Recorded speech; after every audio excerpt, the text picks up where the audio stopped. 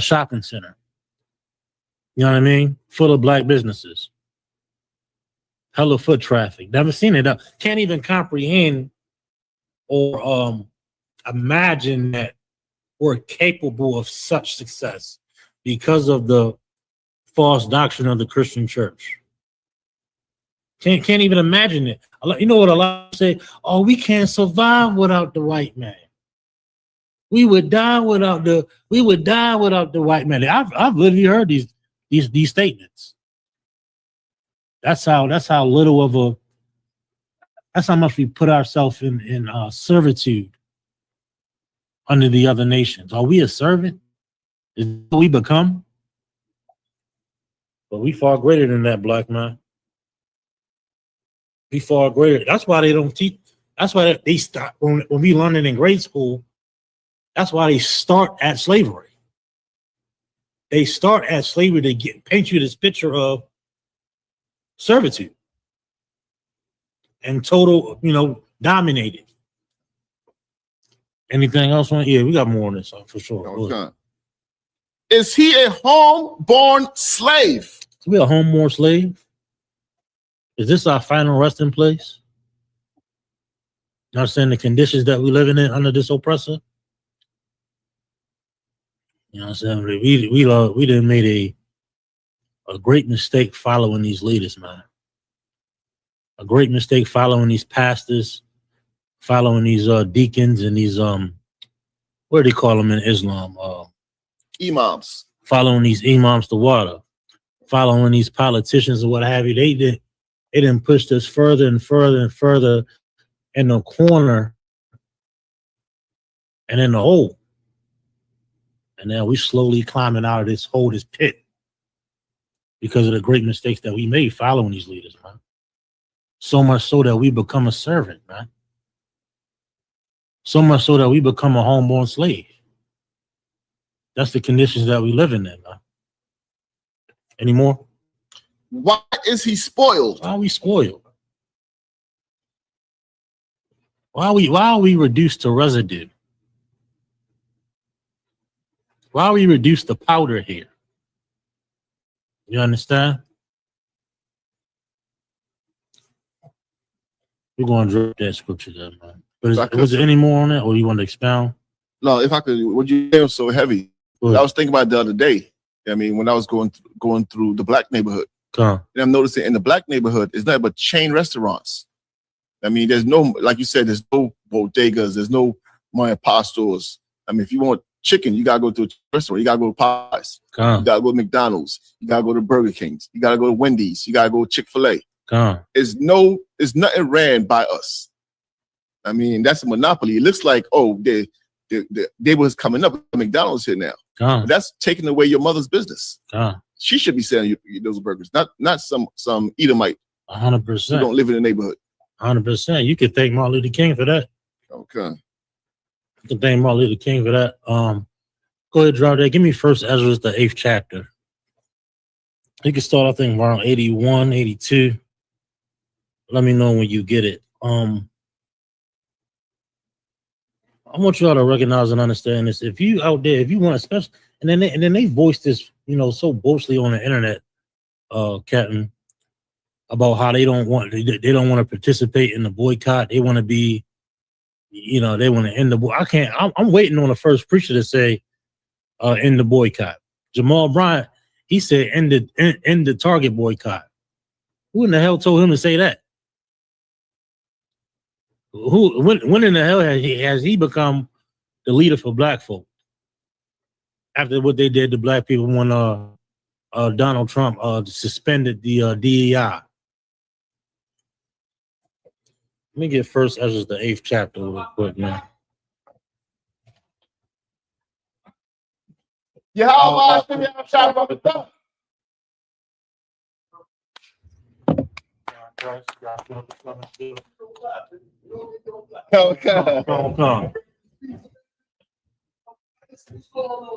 You know what, sir? Come, sir. Come. General Katham gonna be on station. You ready? To go at anybody.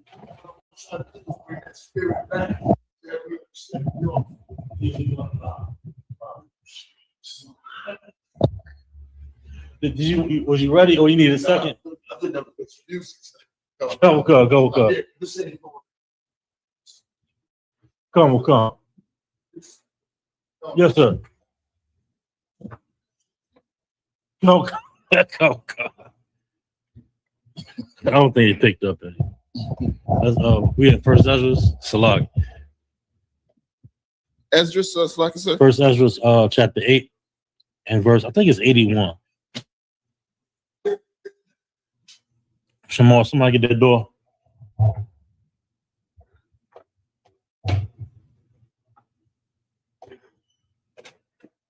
Yeah, first, you got that apocrypha right there next to you too. Yeah, let me just go ahead. It might be faster, Salag. Okay. I want to show you something in these scriptures because the church failed in teaching this book, man. They failed miserably in teaching this book. That's why we got the problems we got today. Let's get these scriptures real quick. Go ahead. Which verse, sir? Give me verse 81. Okay. Let me hear what Book of Esdras, chapter 8. Salaka. 81. Mm-hmm. Yea, and honored the Go to 83. Go to 83. That the land which ye enter into to possess as an inheritance. As a what? Heritage. As an inheritance. You understand? Go ahead. Is a land polluted with the pollution of the strangers. Is what? Polluted. With the pollutions. With the pollution. I'm stop right there. Now, is this talking about the air quality? Is this talking about recycling bins? Is this talking about, the food or what have you? It's talking about something else here. We're going to get some more though, all right? Read that again. That the land which ye enter into possess as an heritage is a land polluted. Is what? Polluted. Go ahead. With the pollutions. With the pollutions. Of the strangers. Of the who? Of the strangers. It's polluted with the pollution of the strangers, man. Somebody give me an example of the pollution of the strangers, if you could. Anybody want to give it a shot? Anybody online, type it in the chat for me. Give me an example of the pollution of the strangers, if you could. I'll give you 15 seconds online to give me an example of the pollution of the strangers you did. Nobody go ahead, You gotta turn it. Is that on? So like, yes, sir, is the pollution of the strangers basically like integration? You know what I'm saying? The teaching our people of integration, like that's their culture. That's part of it, because that's against our Israelite culture, integration or what have you, right? Anybody else? I give you an example of the pollution of the strangers. That wicked, disgusting thing that Mayor Brandon Scott did. He created an office for the LGBTQ plus. That's pollution. That's polluting Baltimore. That's polluting Black people. You understand? The pollution is their ways and customs and traditions. You understand? That's how you pollute our nations. Captain Warrior. Kawakan. For example, all the churches and Muslim mosques. There you go. That's pollution. You can see that on every corner. Following their ways, following their traditions. What's the next holiday? July 4th. You ready, sir? You know what I'm saying? July 4th or what have you. Everybody talking about a goddamn protest, but they getting their fireworks ready. They getting prepped. They making that trip up to Pennsylvania, Cat. They get a truckload of fireworks for July the 4th. Okay. Why? Because we polluted. You understand? We in the murky waters of the heathen, so much so that we follow their ways and traditions. You understand? And that's the problem, man. That's why we in the state where we got to protest. Right. That's why we in the state where we got to boycott. When our ways and customs and traditions is already written down. Right. But we chose to ignore that. We chose to we chose to be polluted instead. Give me some more. Okay. And they have filled it with their uncleanness. And they filled it with their uncleanliness. Filled it with their Christianity, their Islam. What do the Chinese follow? That Buddhism or what have you? Rastafarianism. Say it again, Egyptology. Come. Al-Wapanya. And we'll rock it out with Captain Sabari and on and what he basically break it down is we destroy it because of the other nations. Everything that we join ourselves to is always backfires on us. Like, for example, the blackout. The blackout is real heavy that sisters are now waking up, right? And it's real heavy that black people are waking up, It's real heavy and trying to come together. But without brotherhood and unity, right, is a thing that's always been lacking. You know what I mean? Like we come together all the time. We done came together right after slavery and built black wall streets all over the country. You know what the most important element or ingredient that we always lack is that we never put our trust in the Most High. That's right. Like that's where we lose it at. Like you can't unite with somebody that's worshiping Islam. That's why it's so heavy. He bringing out the pollution. You straight. You know what I mean? You straight. You know what I mean? You earned the right to be up here. You know what I mean? Like a lot of times, man, brotherhood, real brotherhood is really in the spirit of Christ, which is what the Lord wants. Like, can you imagine if these black women came together and these black men came together, and instead of coming together against the Asians, we come together under the Most High and let the Lord destroy the Asians. Like that's something different. Like when the Lord step in things, the Lord gonna permanently raise us up for good. Like we in the last days. You know what I mean? Like we got to come together. Give me that in Zephaniah. What is that? Zephaniah? Yeah. Zephaniah 2:1. Come. You know what I mean? Like we got to understand, like we always asking, getting on other black people about, you know, we need to have unity. We need to come together. Okay, when you come together, then what? Then what? Like what rules are we all going to follow? Right. You know what I mean? Like how I'm not going to violate you. How I'm not going to violate that unity. By coming up under the same laws, statutes, and commandments. Like black people, you know what I mean? The Lord is pushing the white man. He pushing the Asians. Soon we'll have a beef with the Arabs. Like black people are now tired of having, you know, the other nations, just trampling us under their feet. And that's supposed to happen. The Lord is supposed to wake us up. Like hopefully these classes will have more brothers and sisters come in. Because out there, people like Claude Anderson, he'll get on black people. He'll say something slick. But he ain't got the solution. Right. He ain't got the answer. Hey, did you got that clip, Warrior, that I wanted you? Can you show that clip? Like Claude Anderson, when you look at him, he's always talking about what we done lost. I done heard that all my damn life.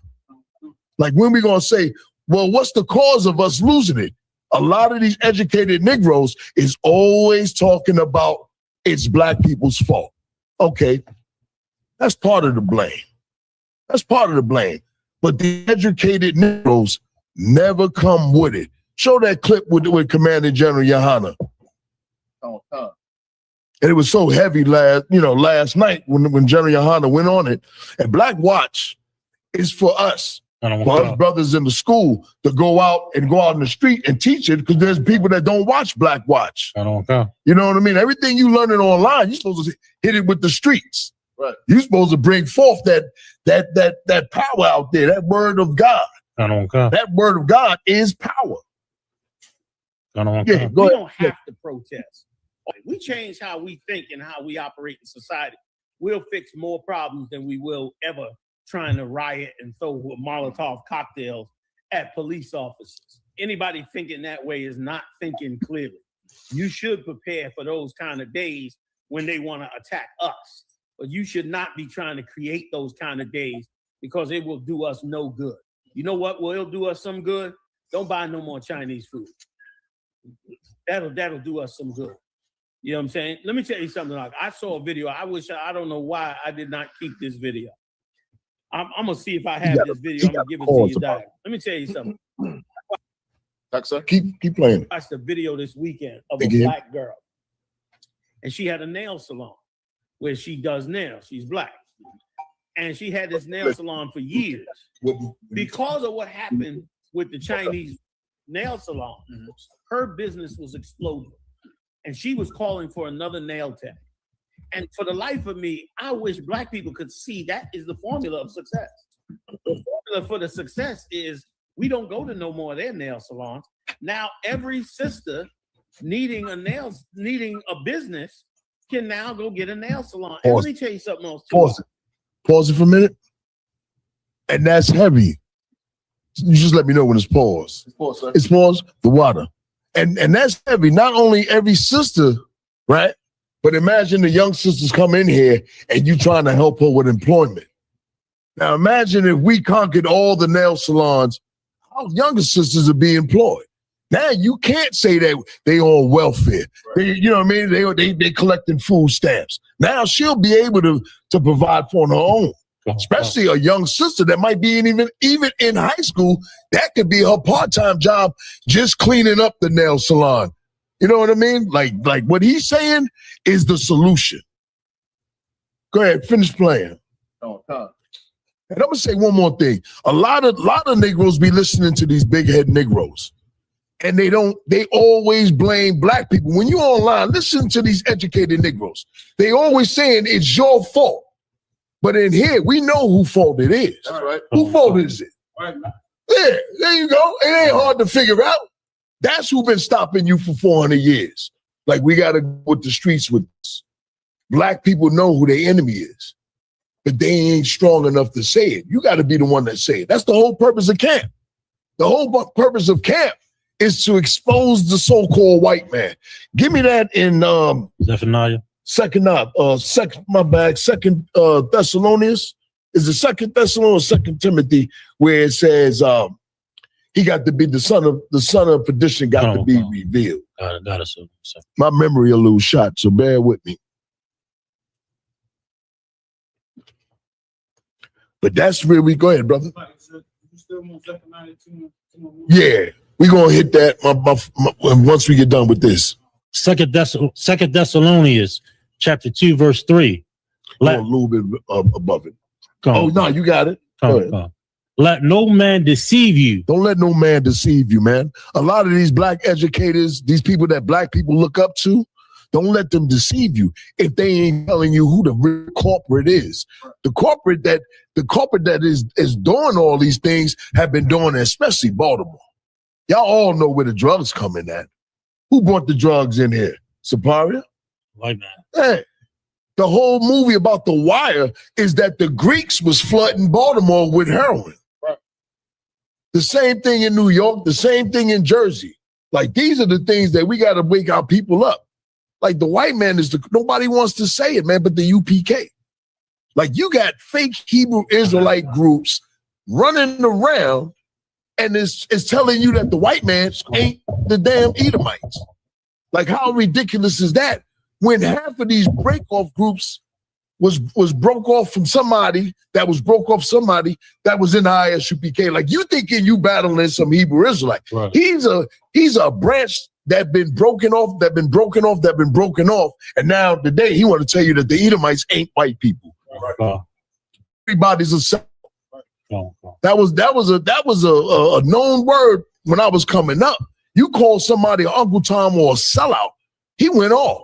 Now he got to prove that he ain't selling his people out. Like, we got to get it back, man. And we the men that's gonna have to do it. That's right. When you hit these streets, man, you got to go out there and say what we say. Don't hold back.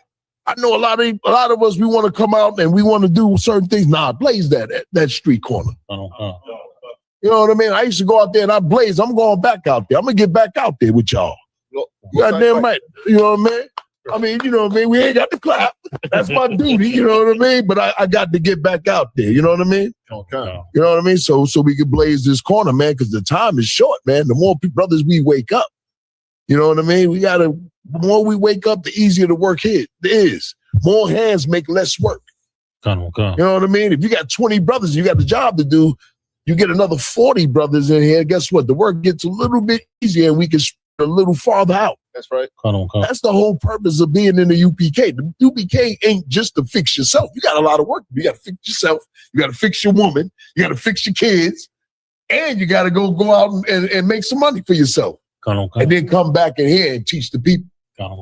Like, your job is a rough job. That's why a lot of internet dudes, they don't want to do what you do. I don't have no respect for them. Now, I'll give a little respect to the ones that support us and say, you know, nah, I like what they saying. You know, they might not be weak enough or strong enough to be like you. Like, think about it. They may not be as strong as you, but I don't commend them for not doing nothing, but I don't even say nothing to them. You know what I mean? Like, we got to, you know, wake up.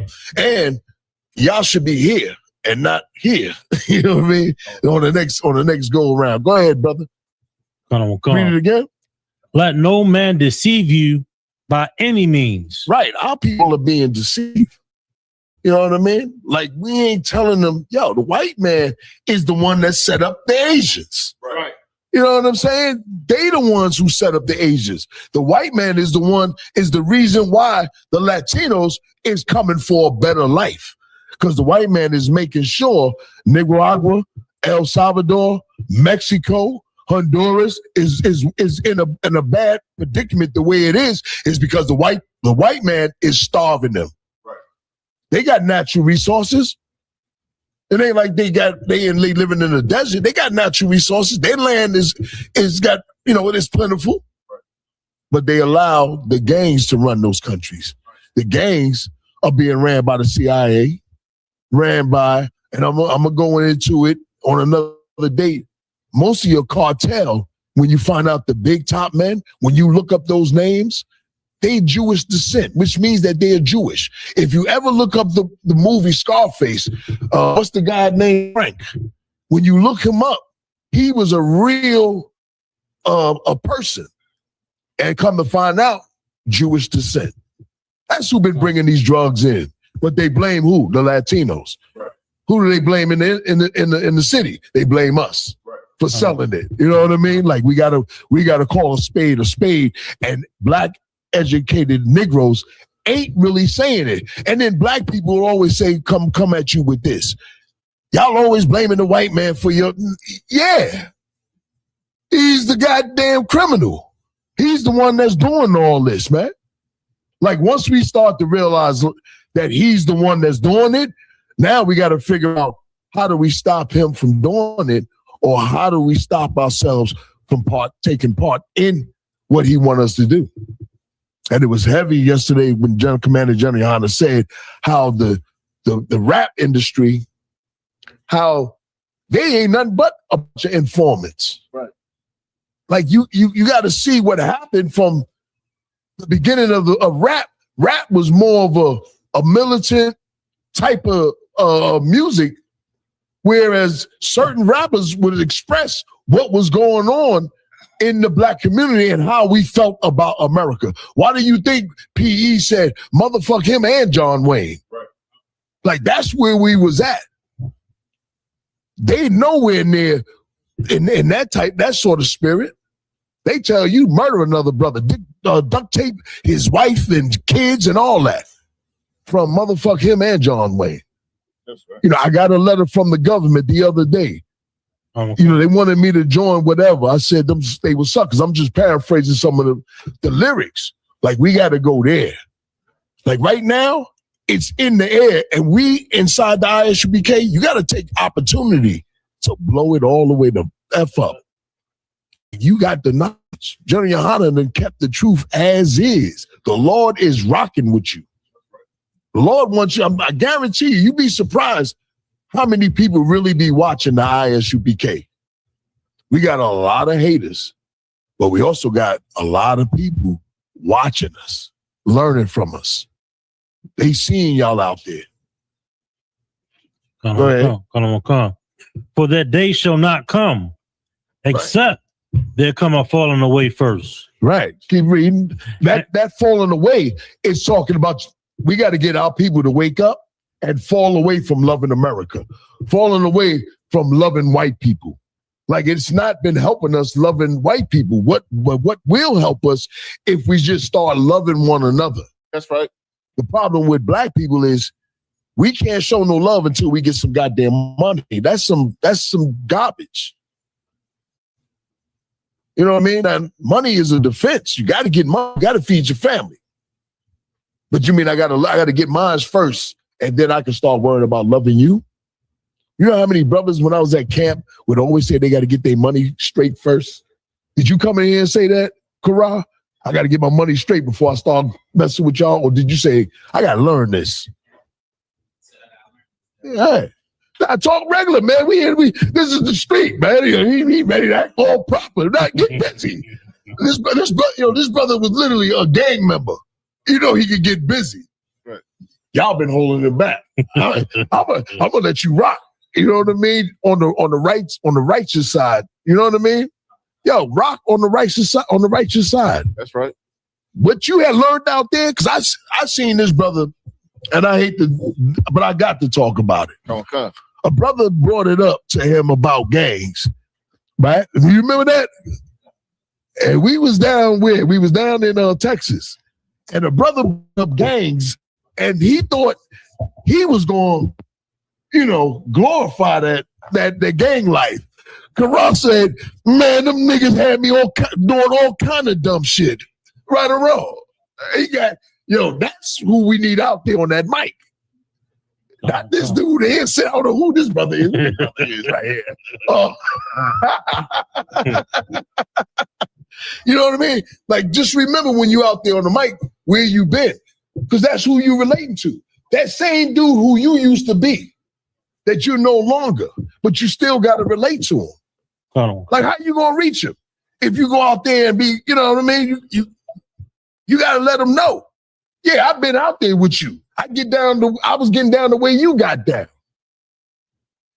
Like, it's something different, man. You different now. You on the righteous tip. You keep that same militant, strong spirit. That's why the Lord drew you in here. You know what I mean? Like, that's the whole purpose. Because you the same way. Y'all all can get busy. You know what I mean? Like, y'all had a life. I had a life out there. You know what I mean? I was grimy. You know what I mean? I wasn't all the way grimy, but I guess I was grimy, but I don't like talking about it. Go on, Joe. You know what I mean? But that's real. You know what I mean? Like, don't hold back. Make sure they don't hold back out there, man. That's how we get. That's who we getting. Because don't nobody want to. Let me tell you something. In most groups, they always want this cat that's educated. We want them too. But everybody neglect the brother like you. We ain't neglect you. Right or wrong. We ain't neglect you. We ain't you know what I mean? We ain't neglect him. We ain't neglect. Like Christ said, come as you are. Like, the Lord is drawing up and building an army, man. This is real. I'm not just saying it. How we gonna reach the people?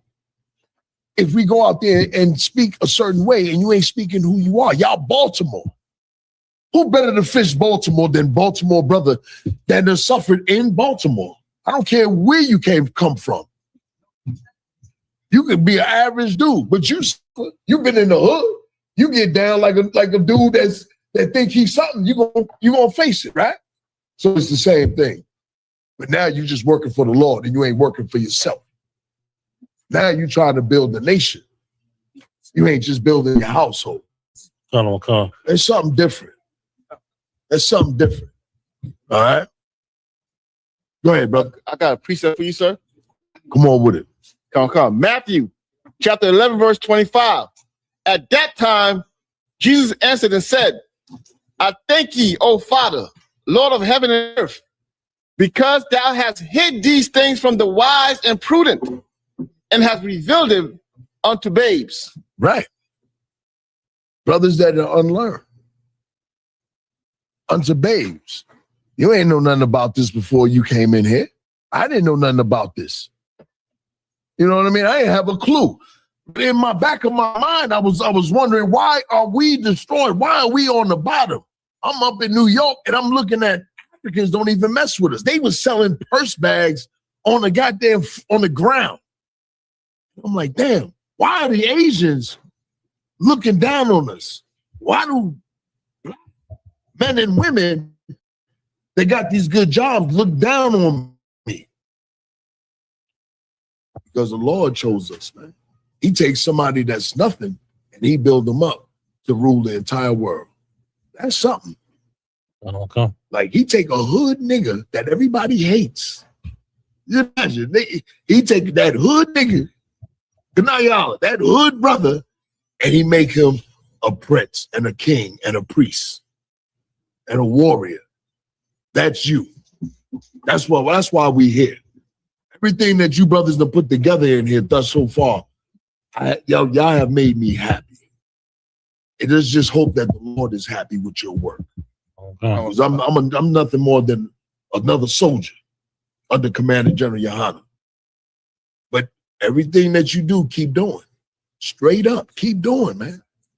Like we trying to rock. You know what I mean? Okay. We trying to, man, let's bring Baltimore up, man. Let's bring Baltimore, DC, and Virginia up, man. Straight up. When you go to camp, it's about putting it down to wait. The same city you grew up. You don't know how to relate to the same city you was raised in? You mean to tell me you can't connect to black people? Think about it. That's your whole job. You know what I mean? Give me one more. We're going to hold that. Give me Ezekiel. Ezekiel, I think it's the third chapter. You want the rest of this or you want to? Go ahead. Salakia. I done ran off. Salakia. Except that. Salakia, do you want a plate now, sir? I ain't worried about the food. I'm worried about putting it down. Come. I'm giving y'all food now. Y'all don't need no time to stop. Except they're coming falling away first, and that man of sin be revealed. Anybody want to take a jab at it and just break it down? Why not we? Yeah, come on with it. Let me try Ganaya Olive. Yeah, that's what I like. And go ahead. Like sir, the man of sin, that's basically be revealed, basically the white man. You know what I mean? And all his crafty counsel that he's done did, you know what I mean, on earth, is he being revealed. You know what I'm saying? Like how today's times, the world is starting to see, you know what I mean? Like the white man is the devil. Right. That's correct and all. You know what you got to say? That in order for us to get our kingdom, to even start building it, this man must be revealed. And I'm out here trying to reveal it to you. Right. And then most times, they don't know that this is in the Bible. So all what you said, that's correct. But put that word must in it. I must talk about this man of sin. That's why black people get mad. They say, why you always talking about the white man? Reason being, because he must be revealed for me to wake your ass up. That was correct. No sweat, brother. Give me go ahead. If I could add to that, so what you're saying so heavy, come on with that this man must be revealed, because if you don't know that this man's an enemy, you're gonna say, why is the Lord, like for example, when they was leaving Egypt, they want to go back to the pots of meat. They don't know that they have an enemy there that's making them an enemy of God. Exactly. So until he's revealed, these niggas will keep coming up against us and saying, like you said, why you keep coming up against the white man? Because they don't see him as an enemy. Right. And that's because of Christianity. And let me explain, and you're right. And let me explain to y'all, once you start to really understand this, and let this sink in your hand, and this is real. Over the years of being in the truth, learning under the generals, Christianity is in a drug dealer that never went to church. Christianity is in children that's in grammar school. Christianity is in Islam, the comedic science community, the Black Panther Party. Christianity is so deep and rooted in them because it was something that they was raised without them trying to seek. You know what I mean? So that is what you got to understand out there on them streets. Like a brother be talking about you know, Hamdu Allah and all that. But you get the question to him, and guess what? You'll find out he's just a Christian that works an Arab God. He'll tell you, you know, you shouldn't say that about the white man. Or he'll be in defense of the white man. That's Christianity. Christianity is a white man's religion just so that the white man can stay in power and control and that you never blame him for all the crimes that he committed. Black people don't want you to convict him. Black people don't want you to condemn the white man. But the entire Bible is based on condemning the white man. So if the Bible is based off of him condemning the white man, how could he ever write the Bible? Don't nobody write something that's going to condemn them. I'm not going to write a book about me that's going to condemn me. Okay. The son of perdition. That's it on that side. That's it. Give me Ezekiel. I have I think it's could be chapter 2, where it talks about when he sends Ezekiel.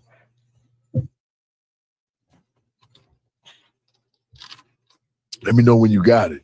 But that is the whole job, man. The whole job is you clocking in on scripture breakdown. You talking about the great army? Nah, not that. I know where that is at. It's like 2 or 3. Language. The language. Not sent to a people of a strange language. Anybody have it? A strange language? Strange language? Yeah. It's either chapter 2 or chapter 3.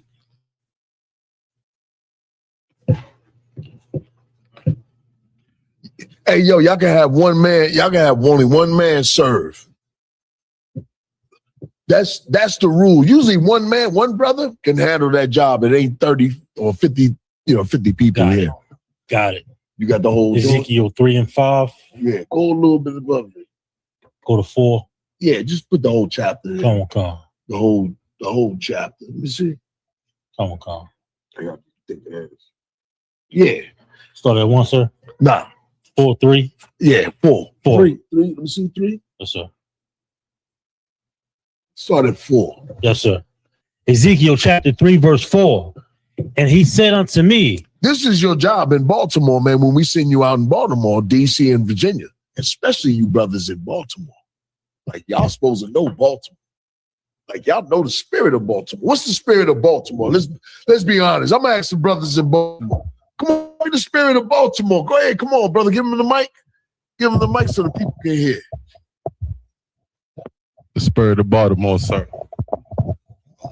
The spirit of Baltimore is get it any way you can, sir. Honestly, that's how everybody live out here. Just you saying it the way you said it is Baltimore. But you correct. You correct. Come on. That's right. That's what I'm talking about. Hey, come on with it. Come on with it. Man, I just want to, Baltimore, even DMX, who's grimy, said y'all was grimy. Right. Now that was a brother that was on drugs and will rob a brother. All right, now you know what I mean. Like I ain't knocking DMX. I love, I like his music. But go ahead, brother. So I was about to say Baltimore had no zeal. Baltimore like a depressed, down place. Everybody downtrodden. That is Baltimore. That is Baltimore. Come on, y'all can go ahead. Yeah, you right. Let me tell you something, though. That's what I saw in Baltimore. When I came up to Baltimore for the first time, I said, damn, y'all got, houses, but they all abandoned. Then when I went to camp, I seen grandmothers nodding, then the daughter nodding, and then the granddaughter nodding in front of the camp. I mean, all the time. Like your city is a depressing, grimy, downtrodden city. Like when you are outsider, if he examined, let me tell you what I did. I'm gonna let you speak. I'm gonna tell you what I did on that note what you saw about. I remember after a while, I'm a camp leader and I'm like, yo, they on dope and they selling dope right in front of the camp. Right? They over here in front of the camp. Dudes would come in the camp, tell the dude that he getting ready to sell, come in the camp so cops won't see him because we had a little crowd. I called General Hyman. I said, General, man, everybody on dope. He said, Katham. I was officer 5,000. He said, Katham, stop talking about drugs. Because I was like, yo, they all on drugs. They beat down. And he told me to stop. He said, find another way to talk about it. Because those drugs are being pushed by who? Come on, man. Y'all can say it. Hey, come on, man. What's up? You got the mic? Yeah. You know what I mean? You the one that was putting them drugs, huh? but on the real note, that's Baltimore. Go ahead, Lacombe. I was gonna say, the spirit of Baltimore is like it's like a brother who tried his best and nothing ever worked. So now it hurt him to hurt you, but he got to get it. And what happens to him? He gives up. Yeah, he gives up. He give up all morals. That's exactly every answer that y'all gave is correct. Now, what are you gonna do? You know what I mean? Here's what the Lord sent you out to do. Read. Come. Son of man, go. Get thee unto the house of Israel. Right. You got to go out and go to the house of Israel. Like, think about it, man. Your whole job is to go to the house of Israel. Where's the house of Israel? Out in these streets, man. Out in these streets. Read. Come. And speak, Slakia, and speak with my words unto them. Right. Speak my words unto them. What are his words in the Bible? Those are his words. That's your job. Your job is to go out here and start teaching black people, yo, this is what the Lord wants. In order for us to rule, you got to do what you got to do. That's what the covenant is about. Your ancestors to sign an agreement or pledge an agreement with the Most High, just like a basketball scholarship. You know what I mean? Like if a basketball did something wrong, you'd be like, well, he messed up his contract. You know what I mean? Nike did what they were supposed to do. But that ain't the same when you look at God.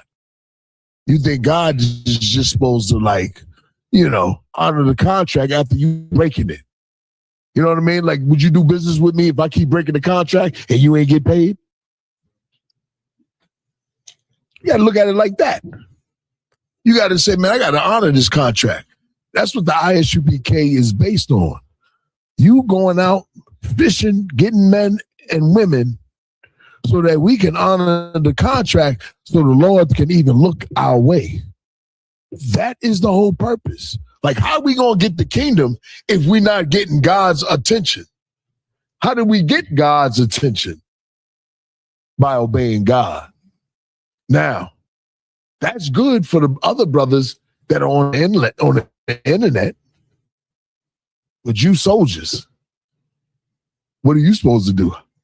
You go out there in them streets with the men that don't want to go out in them streets. Camp dudes, people online hate camp dudes because it's something that they could never do. And y'all like doing it. Right or wrong? Right or wrong? Yeah. It make you feel like a soldier. Like, yo, listen, man, I'm working for the Most High. You know what I mean? Like, can you imagine all the stories being written by you in the future when we get in the kingdom of heaven. How your grandchildren is going to talk about you. And I'm saying grandchildren because the kingdom about to come. Don't come. Hey, I ain't talking that far. You know what I mean? But this is real talk. Like, yo, I want to be written in that book that they talk about in Revelations. Right or wrong? What's the purpose of doing it? If you don't receive a crown. I mean, of course you want to do it, but there's a reward that comes with it. It's different. That's something that people in the Christian church, the conscious community, Pan-Africanism, you know what I mean? Muslims, like, which would you rather have? Running the entire earth or 70 goddamn virgins? They damn near getting 20 or 30 virgins, not virgins, but they're getting 20 women just with the money they got over there in Dubai. Like, we in it for something much greater. Come on with it. Years ago, this was back in 2015, sir. I just struck a nerve about Islam. Go ahead. No, lie, sir. Not Islam. Not gonna put me down that. But years ago, I seen this article in Baltimore. It was entitled "Lord of the Flies Comes to Baltimore," and they was talking about how this is a black community that has no fathers. And I was so shocked at it. It's hard to find a real article because they changed it so much because it was so blatant when it came out. Right. It was so vulgar when it came out of how they were speaking about us. But it was basically saying, if anybody knows Lord of the Flies, it's an old story about a bunch of boys who got stranded on the island with no parents, no guidance. Yeah, I know about and that's how come. No, go ahead. No, and that's how they was describing Baltimore. That's us. And that's how white people look at us. And that's not the only race that look at you. The Asians look at you like that, the Arabs, and you know who else say that? Africans. The Africans say that. So when they see you out there, it's something totally different. They see men out there standing. Like, how you gonna be a Hebrew Israelite and you don't like men out there on the street corner telling black people you're Israelites? It's because really they Christians and they hate, they hate black men that stand strong. A lot of these Hebrew Israelites. The camera center. Everything center. Yeah, the water. A lot of them, man, how you gonna hate Hebrew Israelites that go out there in the streets and speak for Hebrew Israelites? Which means you Old Testament Israelites or I call them Jewish niggas. You don't even like Israelites. You don't even like your own people. Right. Like, that is crazy. You know what I mean? Like, how you gonna be an Israelite? And then you got the other Israelites that want to be good nigga Israelites. That's why I be online on the internet. When you ever see me on Facebook commenting, I'm analyzing how niggas think. You know what I mean? How they feel about different things that affect the black community. You know what I mean? Like for instance, let me read this scripture. I'm gonna go on. I'm gonna speak on another topic. Come on. Black, sir. Come on with it. If we have any questions online or in class with General Katham, please raise your hand. Yeah. Go. You ain't even got to worry about it. I'm gonna pick them anyway. Okay. I'll make y'all talk. All right. Go, get thee unto the house of Israel and speak with my words unto them. And the Lord ain't saying it soft. He's saying, get thee to my people Israel.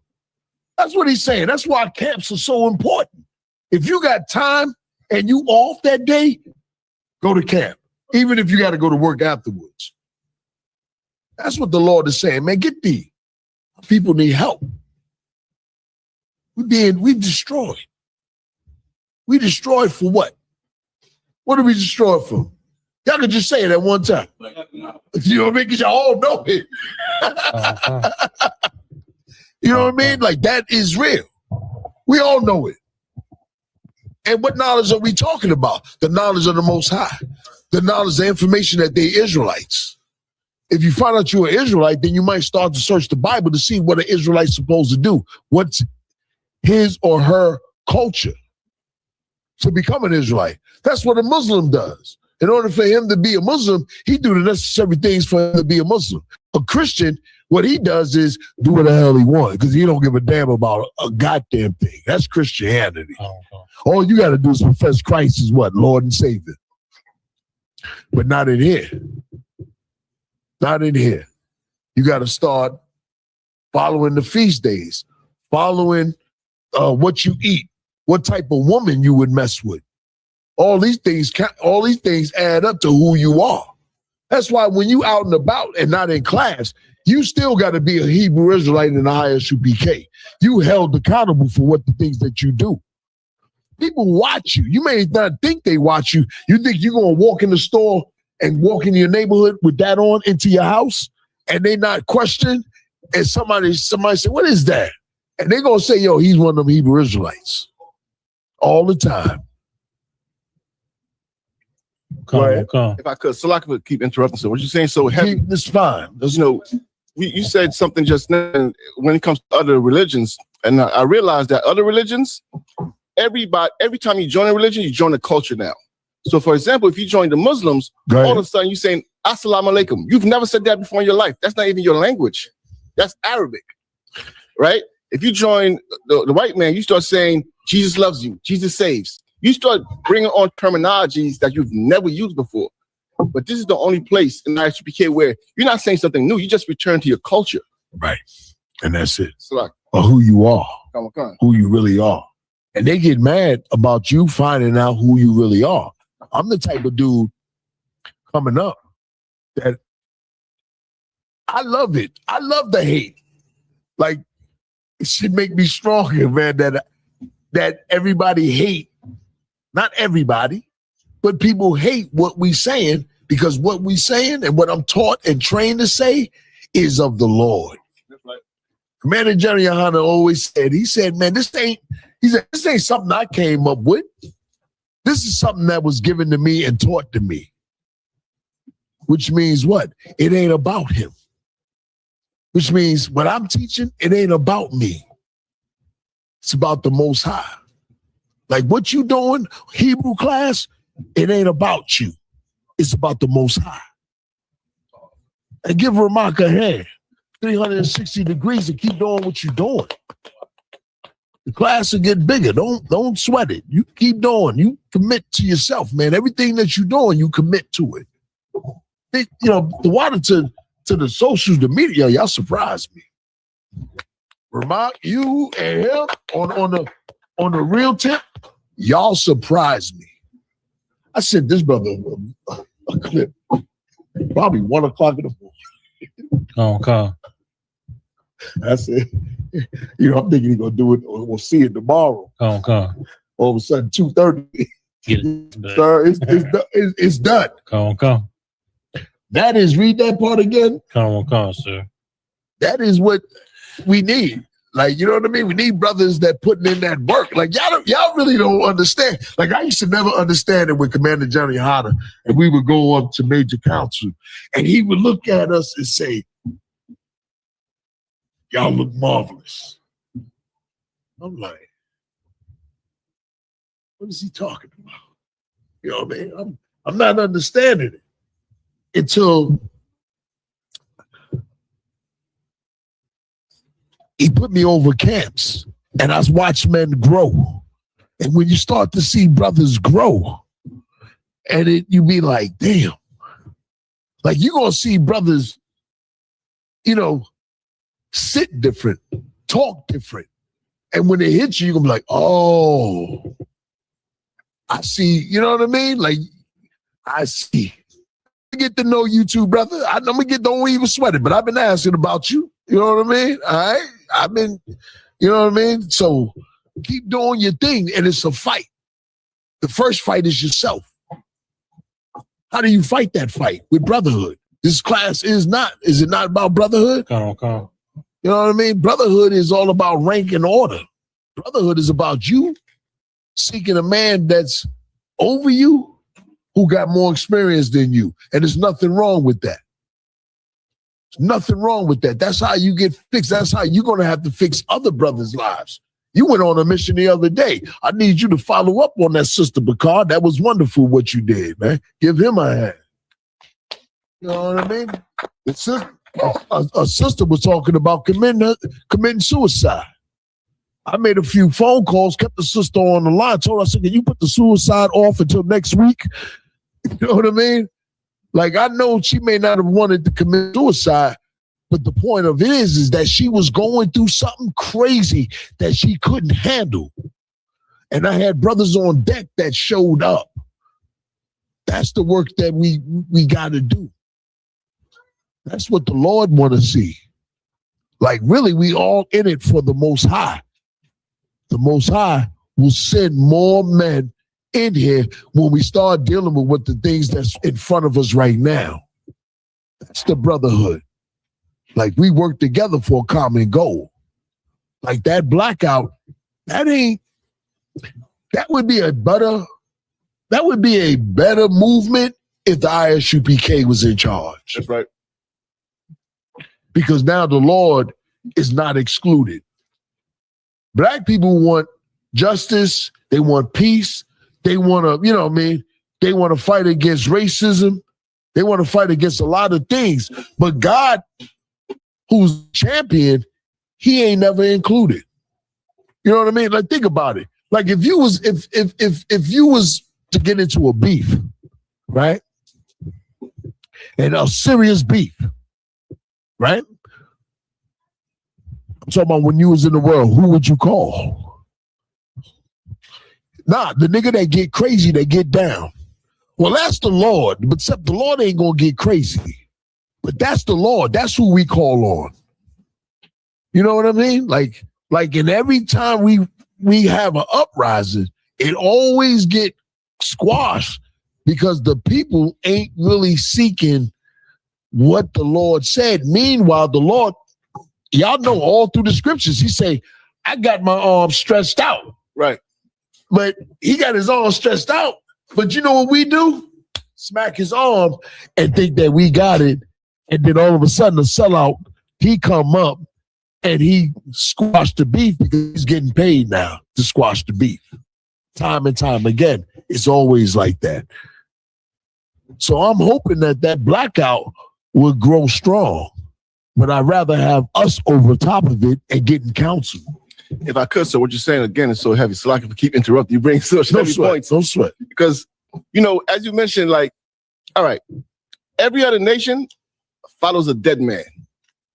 I mean, you gotta go back and find out what some dead Arab in the desert would have done. Right. But the Lord has given us living prophets. You know what I mean? The Lord says, I'm not the God of the dead, I'm the God of the living. Right. So he gave us prophets today. So to you, Commander Johanna, all the generals, because we got something we can look at now. I mean, we got living examples to look at now and say, okay, that's how it's supposed to be done. We ain't got to go dust off no book and have some Arab explain to us something that we don't even speak their language. Right. I mean, so I just want to say, as they oppress us. As they oppress us. Like, that's an oxymoron. You know what I mean? Like, that's the whole thing with the black community. You know what I mean? Like, they not looking for God, nor do they know about God. So they should go seek and find out who's a man of God. Nice water. You know what I mean? Hey, you want some water? You want water too, sir? Nah. You just want to raise your hand and one of y'all would come up and come by and he would just whisper it. Yes, sir. That's how it's done. But you know what I mean? So that's really the problem with all these. Every time we revolt, there's no guidance of a man of God. You know what I mean? Come on with it. Give him the mic so the people can hear you. Even that blackout, black people think they're united right now. Without the Most High, that thing might last 2 months tops. Yeah. You know, then they back there getting their eyebrows done, buying the weaves from the Asians, eating the Chinese food. You know, without the Most High power, you know, it's not gonna last. Exactly. You know what I mean? And that's the norm. Black people are like that tiger in Genesis, the 49th chapter, where it talks about Judah. We're like that lion that rises up for the prey, and then all of a sudden we start crouching down like an old lion. That been us. Why? Because they're not seeking counsel. At least they supposed to like say, let me call them to see what to do. Like a phone, like ISUK is a phone call away. Right. It ain't like they gotta come to class and all that. They should, but it's not like they can go online and say, what do you think about the blackout? What do you think we should do? You know what I mean? Like that whole blackout done right, it spread. Especially, sir, since our stance on the Moabites or the AKA the Chinese man has not changed. Right. And I'm gonna tell you another thing. Chinese people's stance on black people have not changed. It's black people who are like reeds. I mean, going back and forth because something has to happen for you to get mad. But the ISUK, we've been telling you. In fact, I mean, the journalists, I'll say, we was right and y'all was wrong. And when you find you was wrong, you gotta go to the person who was right and say, okay, so what do we do? Right. Instead of just getting mad and acting the way you want to act, and then just returning back to the way you were before, because you're not even mad for that long. And that's correct. Because we always like that. I don't know if y'all saw that video with General Muhammad. The Asian dude was mad because General Muhammad said, why would I want to listen to Buddha? Oh, you mad? Because now you saying I got to listen. And I was there that day, and General Muhammad, he did his thing that I had to laugh. I don't know if y'all saw that video. But I'm on the podium supposed to read. I had to crack him because the Asian couldn't get it. Because the norm of black people is to be, and this goes to a lot of black people. The norm of black people, they think that they being kind to the other nations when they really being a slave. Like that's really what it is. It ain't about, you know what I mean? It ain't about us trying to like black people don't want to be an oppressive people. You know what I mean? Like we've been so oppressed, and I get it. But I'm gonna go out here and talk the truth that the other nations will be oppressed by us. You know what I mean? They still gonna have to pay for what they did, and I don't mind making them pay under the rulership of God and Christ. You know what I mean? Like I don't have no problem with that. You know what I mean? Like I don't have no problem with that. And it's about time that we, you know what I mean? Like black people start to wake up. That's why to me, right, on the real tip, I've always said this, that it's a blessing not a blessing.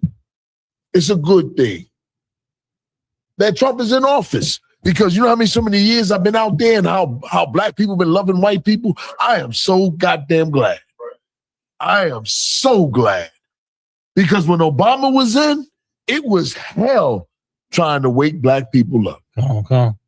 It was, they thought everything was okay. Black people was like, why are you talking about white people? We had like, can you imagine you go every week for years, in camp, and black people hated us for talking about white people. Now the energy changed a little bit.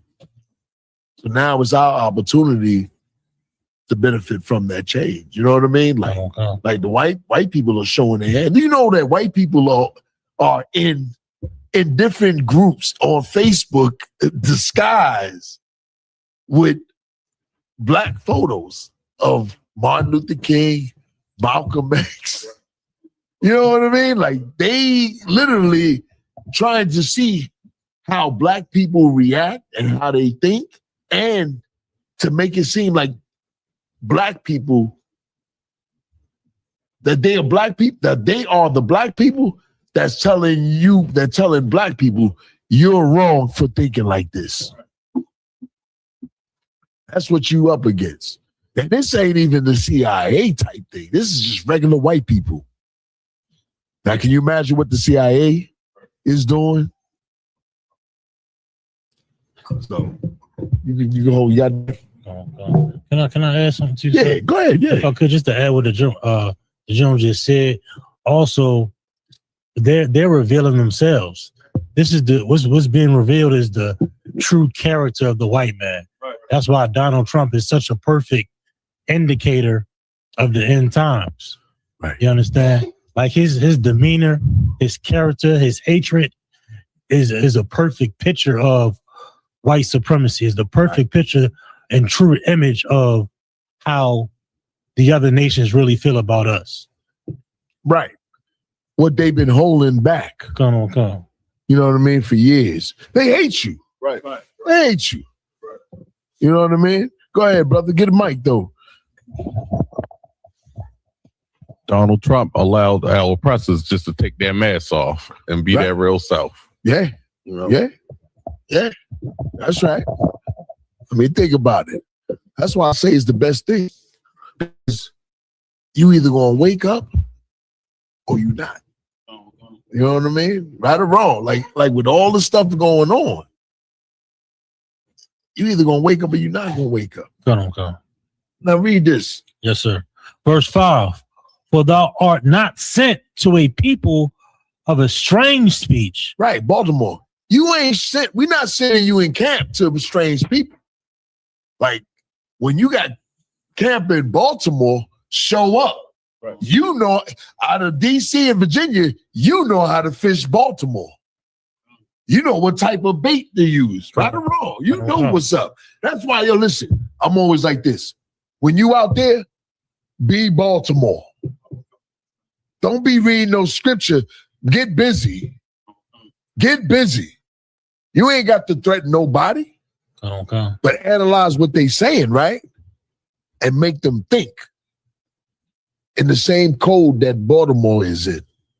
You know what I mean? Like, you know how brothers in Baltimore think. I know how New York niggas think. I know how I've been in DC so long, I know how DC think. DC love white people. Most of them love white people.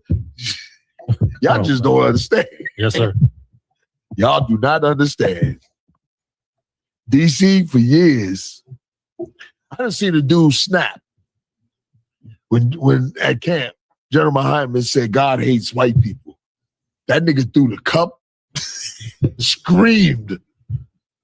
And no, literally, he said, ah. I said, yo, this nigga need his ass whooped. Forgive me. I did. I said, this nigga need his ass whooped. Go ahead, brother. Yeah, he was a black brother. That, brother, you know what I mean? But listen, it's crazy, right? Listen, that's why when brothers be talking about they against camps, let me tell you something. The best experience is out there on them corners.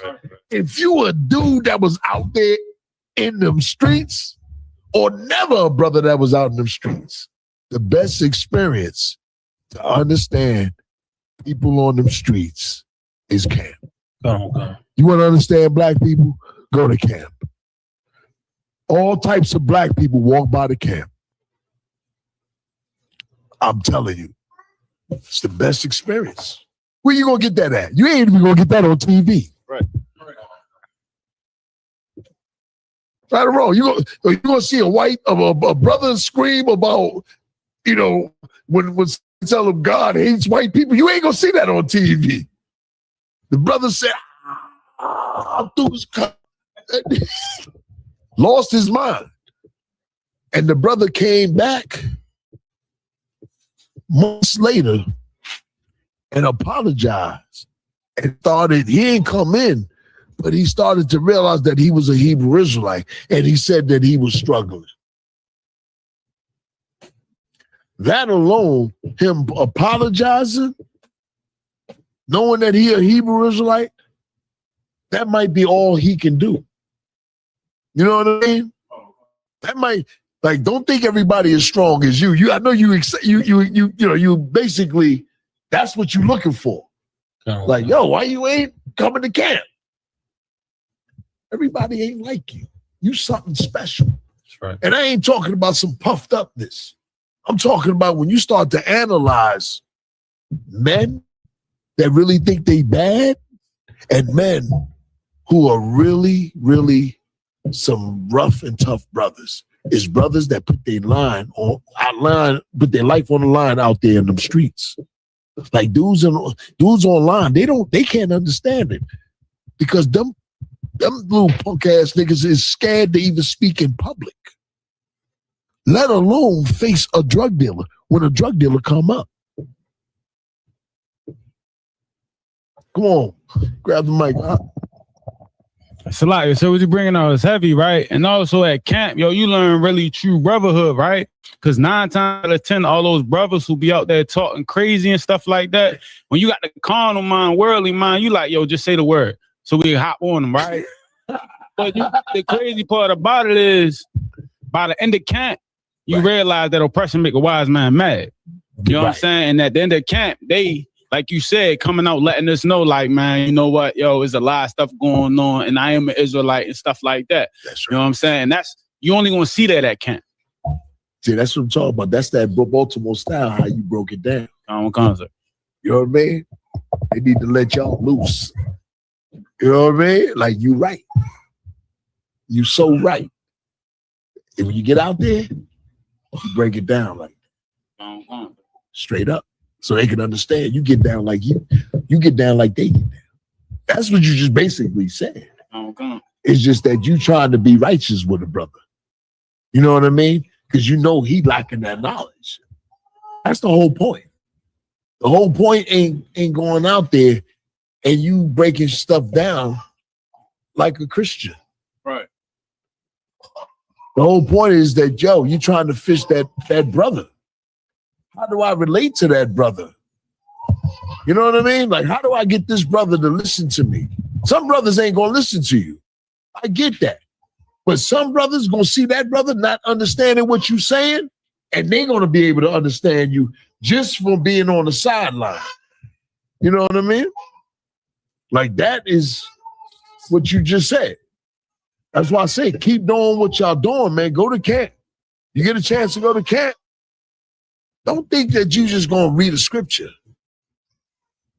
Put your zeal in it. And a zeal doesn't necessarily, a zeal doesn't necessarily mean, you know what I mean, that you always got, some brothers can blaze, and some brothers, how you just did. Now you say something like that, and another young brother got to be like, okay. You know what I mean? Somebody might see it. Somebody might see the video.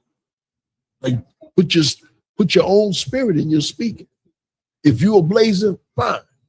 If you find out you do better teaching, do so.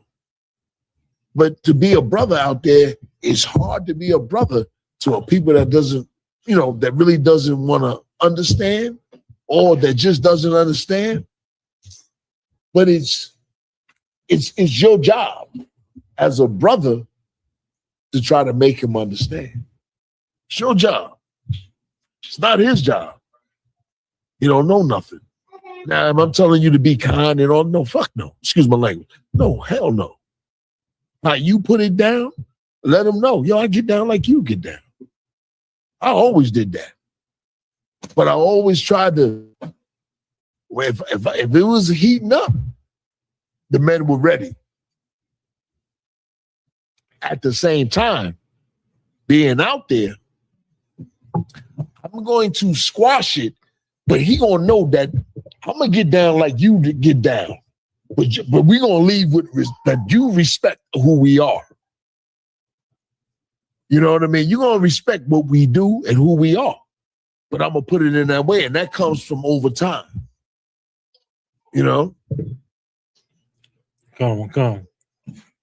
Verse 5, for thou art not sent to a people of a strange speech and of a hard language. Right. You ain't sent to a people of a hard language. You know the language in Baltimore. You know what I mean? Right or wrong. You know the way you talk was Baltimore, right or wrong. Don't get out there and try to change who you are. And I'm not saying you ain't supposed to change yourself, but I'm saying don't change your style of being Baltimore. You, UPK officer from Baltimore. Fish in a Baltimore style. You understand? Right. Like Baltimore is a hard city. How you gonna get a young brother off of dope or stop him from selling dope unless you talk the way you just talk? He gonna respect that. I remember a time where brothers tried to act like they was bad in Baltimore at Lexington Market. I had a bunch of brothers that was in the camp that was 50s. Akkad was in the camp. A few other brothers. Mashak, all of them. Mashak wasn't no 50 then. Okay. You know what I mean? Soccer Wall. Kahan, Captain Kahan. I remember the brothers. You know what? It was to them it was a beef with Islam, and this is when we used to go hard on Islam. It was like damn near like our job. Christians, they wasn't around, they was in hiding and stuff. So they found out Donor Horde and Edomite. Now Christians want to peep their head up. Right? But Muslims and y'all know the mosque, y'all know a mosque is right around the corner from where y'all at, right? You think we ain't have beefs with them? You know what I mean?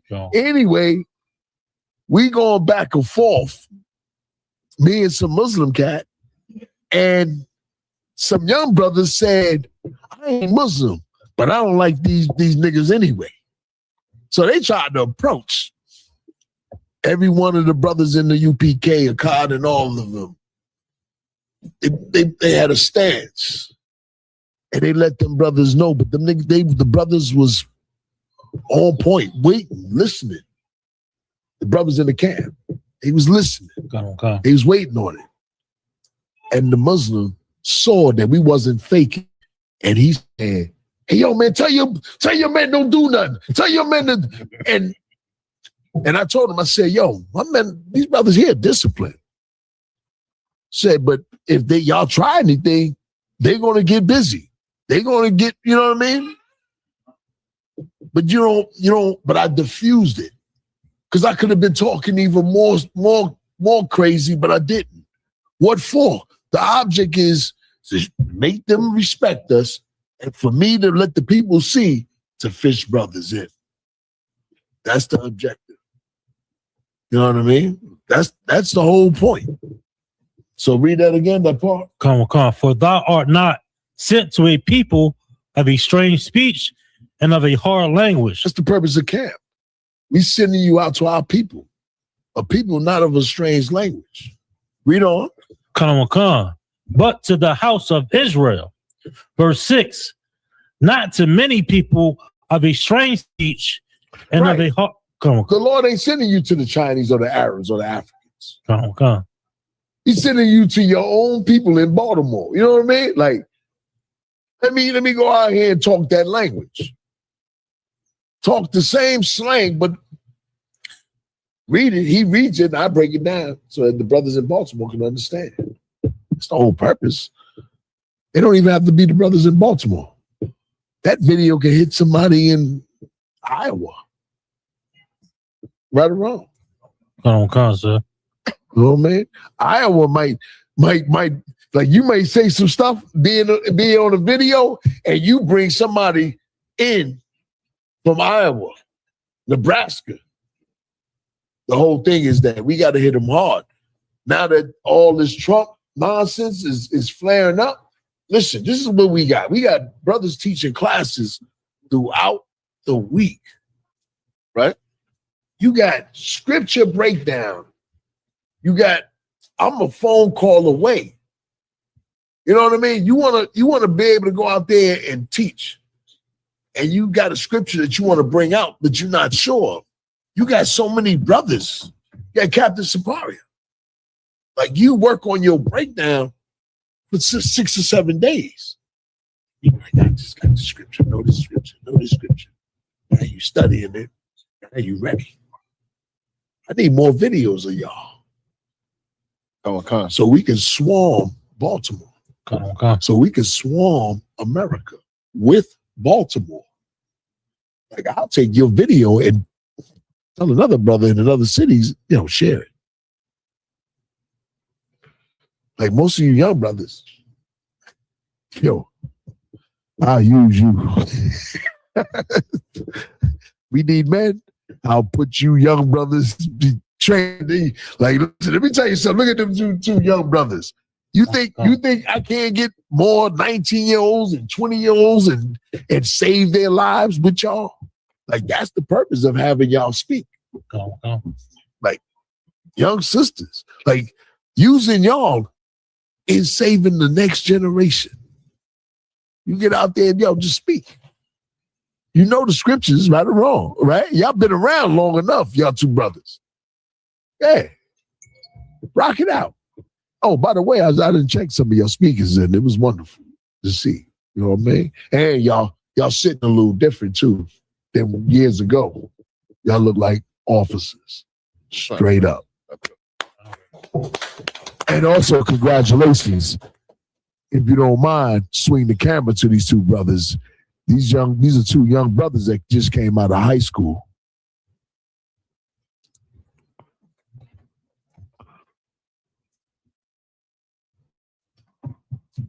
These are two young officers. Just came out of high school, went through Hebrew Academy. You know what I mean? Look at them. Them brothers look rough as hell. You know what I mean? The water.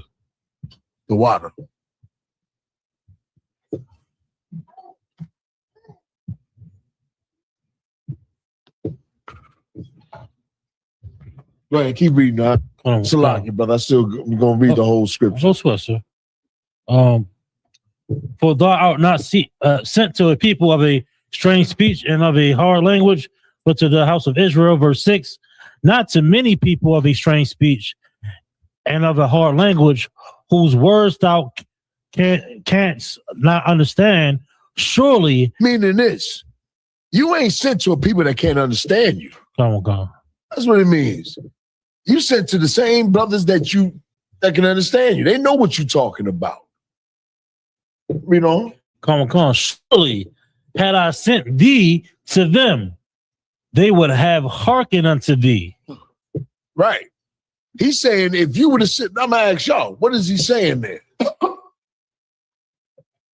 Don't get scared. I mean, ain't nothing wrong with being, go ahead, get the mic, pass him the mic. Oh, yeah. Nah, we got you passing the mic. Read it again, sir. Yeah, please. Come on. Surely, had I sent thee to them, they would have hearkened unto thee. Read the whole thing again so you see it. Come on. Verse 6. Not to many people of a strange speech. Stop. Come on. What's that? Just that part alone. You want me to read it again? He said, not to many people of a strange speech. Right. So, certain people that have a different way of like understanding. So who's different from us? Basically, who's different from us? The white man, sir? Who? The white man, sir? That's one. Who else? People who else? Who else is different from us? Like different in understanding, sir? Do you eat with chopsticks? La, sir. Who eat with chopsticks? The Moabite, sir. Read it again. We're gonna read that part again so you can get it. You on it when you said the white man, but he ain't singling just him out. Read. Come on. Verse 6. Not to many people of a strange speech. Peoples. So he ain't talking about one people. Many peoples. What's many peoples? Like, nah, if you want to answer it, go ahead. So not to many people, so not to like these like other nations, sir? That's correct. The heathens. That's correct.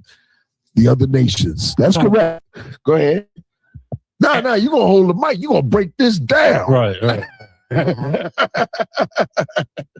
and of a hard language, whose words thou canst not understand. Do you understand Chinese? Lie, sir. Would you go out there and try to teach the Chinese? Lie, sir. Why? Because they speak a different language, sir. Most High Christ. Read. Come on. I'm going to let him rock it. I got you. You got a question? Okay, I got you. Most High Christ, y'all getting active. What's going on? Show me. Surely had I sent them, Surely had I sent thee to them. What is he saying there? Surely. Read it again. Surely had I sent thee to them. Who's the thee? Us, sir. Go ahead. So he's saying what? That he sent us to. He said, surely, if I had sent you. If we. Okay, so he's saying that if he had sent us. Right. And how you going to finish it? Come on. They would have hearkened unto thee. Who would have hearkened unto thee? The other nations, sir. Most High Christ. If you told a Chinese that he was the chosen race, he would listen to you. If you tell an African that he's the greatest and he's the chosen race, he would listen to you. Had you tell an Arab the same thing, he would listen to you. Had you told a white man, he would listen to you. Read on. Come, verse 7. But the house of Israel will not hearken unto thee. What is he saying? It's like, sir, he's saying that if we went to other nations to explain to them the truth, like if they are the chosen people, they will listen, but our own people refuse to listen because we can be very ignorant when it comes to the information that's right in front of us. The information in front of us is about God. Black people are ignorant to God. That's it. They know everything else. They can become engineers, doctors. They can become police officers. They can become Navy SEALs. But when it comes to God, they dumb as a goddamn brick. So it's your job. The Lord put it in your hands. What you gonna do? Deliver it to the people, sir? Most High Christ out.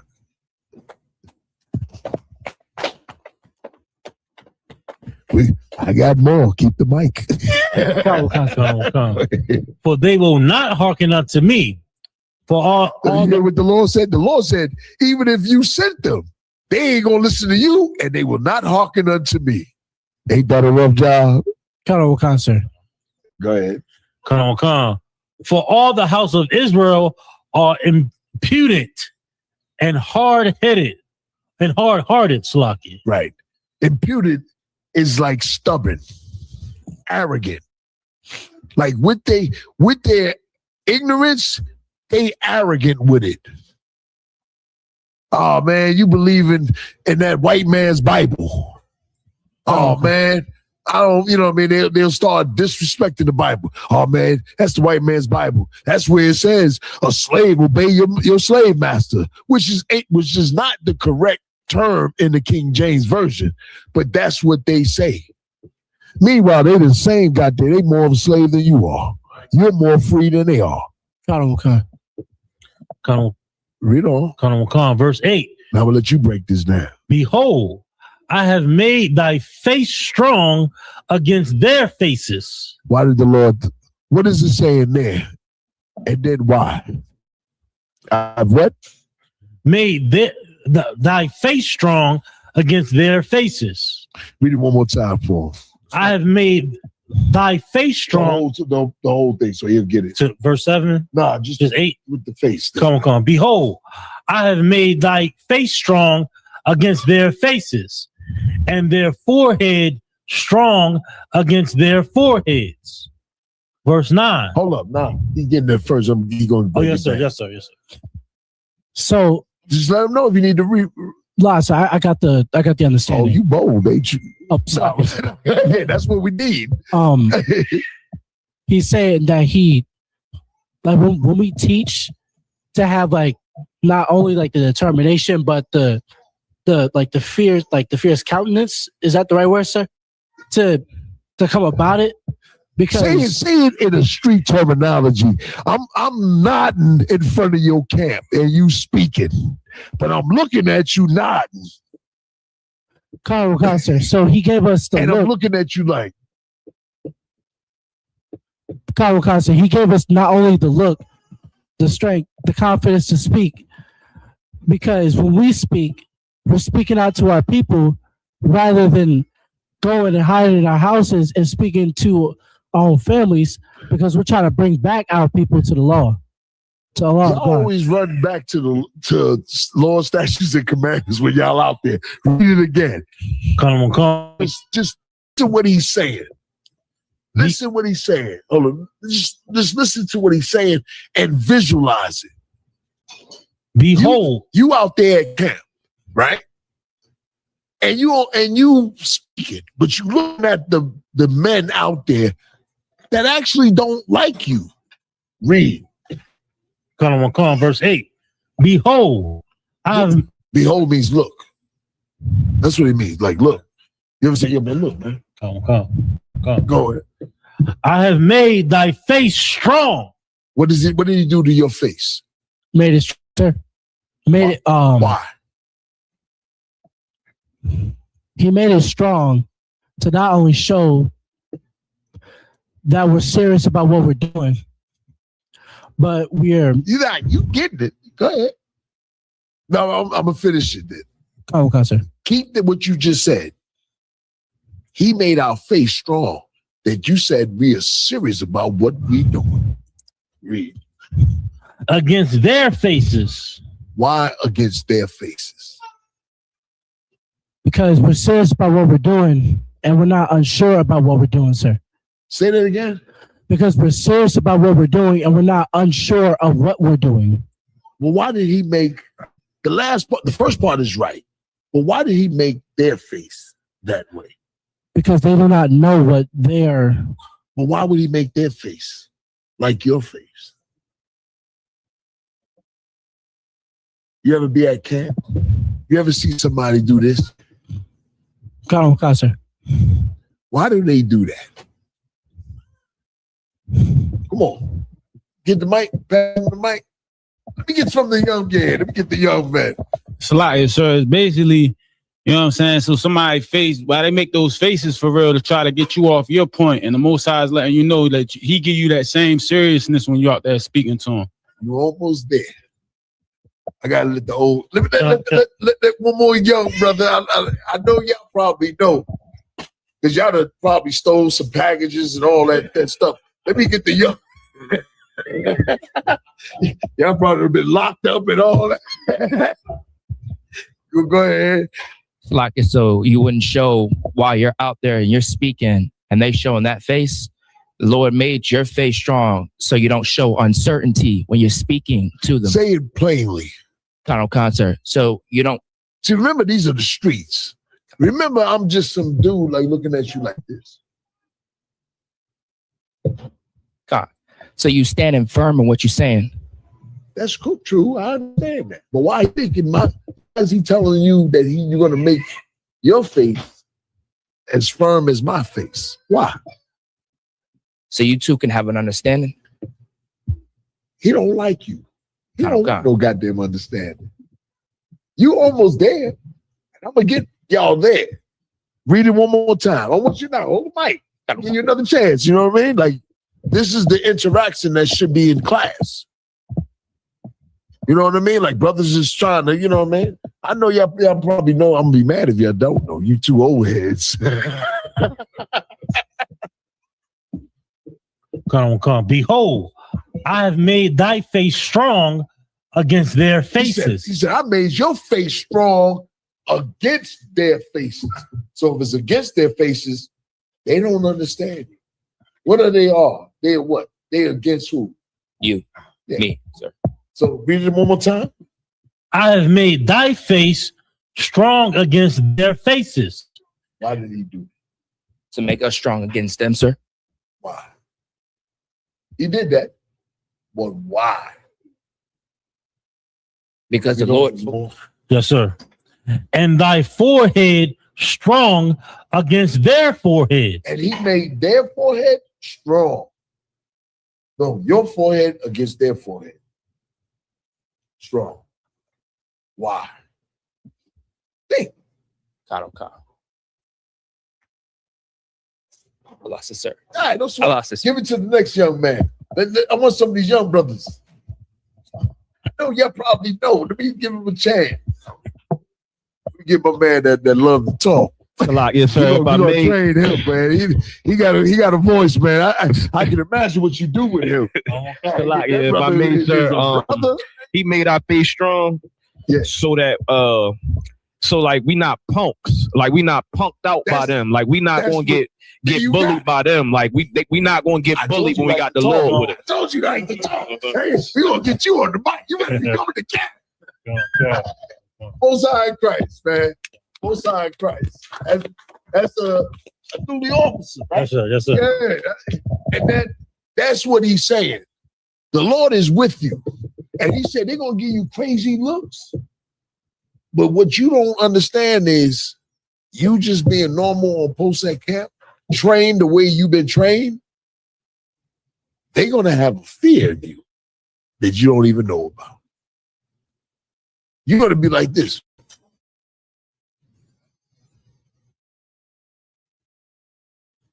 Come on. And they're going to perceive you because of the Most High. They're going to be scared of you. All you got to do your job on post. You don't have to show no facial expression. Just be an officer on post. And just the way you look like right now, you look serious. That's what the Lord said. He said, don't even worry about that. They're going to look at you like you think you're like trying to be kind and all that. But they're going to look at you and they're going to say, yo, the way the camp look, they ain't to be messed with. You know how many times brothers come up that look like they've had a rough life? And I ain't talking about no homeless rough life, but a rough life of scrapping. They came up, said, man, I ain't know whether to ask y'all a question or not, man, the way y'all be looking. And we're not forcing to look. We just following UPK. UPK protocol. Stand on guard. Look everywhere. You know what I mean? I had to have the young men give them that chance so that they can grow out there. You know what I mean? You had a question? You had your hand up? If I could, sir. Yeah, go ahead. Can I say something? Yeah, of course. Like also, it's like a testament to, body language and demeanor. The Lord is going to give that to you. You understand? And you trained to be that way. You understand? It's all of the Lord. You understand? Right. And it's in the scriptures. We reading it right here. Right. I'm saying what you taught in academy and at camp or what have you is of the Lord. You understand?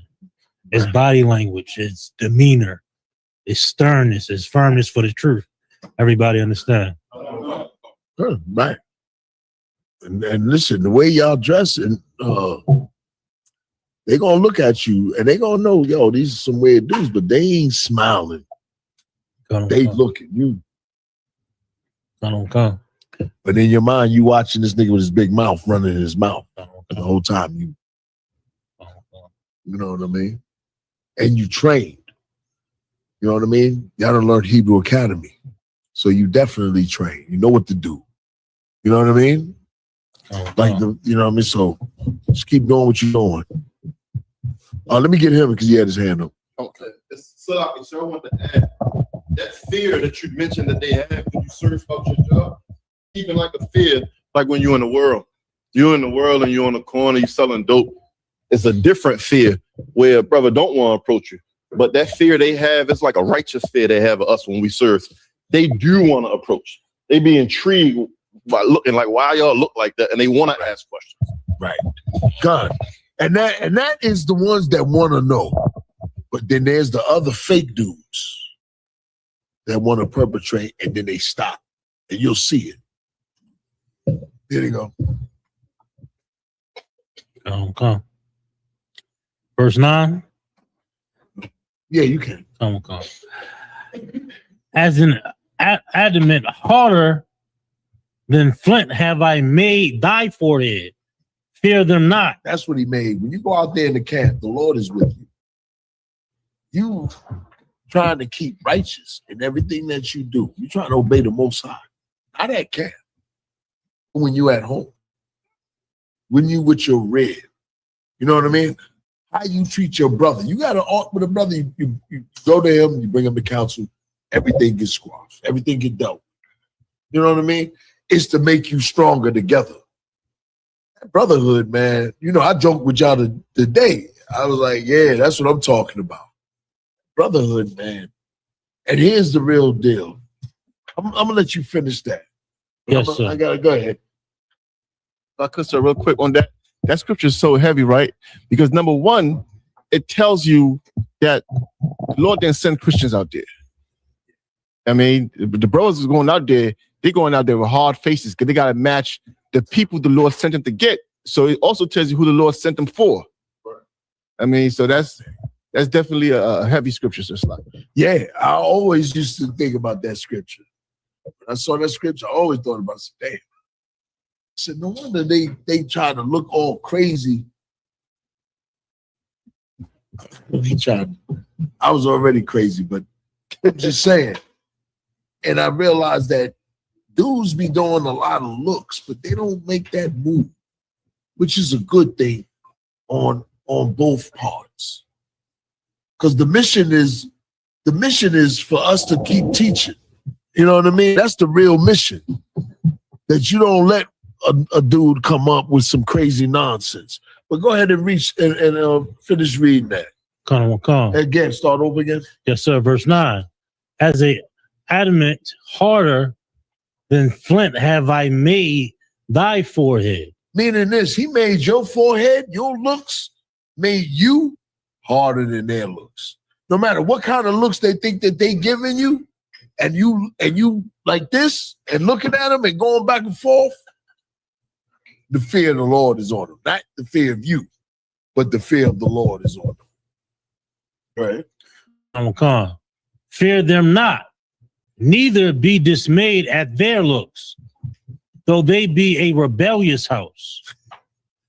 That's who you going out to speak to. They don't want to hear what you got to say. That's the same thing if you was to tell people that was on blackout. Like, the real thing is y'all coming together, you lacking the Most High. Like, can you imagine if the Asians, right, they black out for the Asians? Can you imagine what we could do if we worship the Most High and said we're going to black out all the nations because of the Lord is with us? Right. It's something different. And it don't mean all blacks. Right. Just imagine if some blacks did it. The Lord would probably bring America down. Go ahead, brother. Give him the mic. No, it's like when you were saying imagine that, I was thinking about the article that I was reading earlier today about the goddamn Arabs. You know what I'm saying? They shut down the street of Hamas. And Trump paying them billions of dollars to open it back up. Yep. And it's like, dang, they boycotted, you know what I'm saying, America for their people. They did what black people over here is trying to avoid. You know what I'm saying? What my brothers is trying to avoid. And if we could do that, it's just showing you, look, these people that's weaker than you is doing what you is having brotherhood. It's making them stronger when that's supposed to be us. So like, right, exactly. Like they done shifted the Iranians done shifted the world with them shut. You know what I mean? Like they vicious. And let me tell you something. The Iranians, who were they? Anybody know? Ancient? Let me see the young brother. I said, who were the Iranians in ancient times? Go ahead.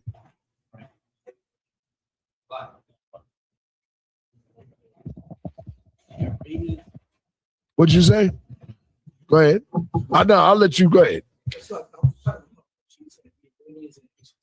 Yeah. No, he gonna answer it. He got it. Yeah, that's what my question was. They're the Babylonians, right?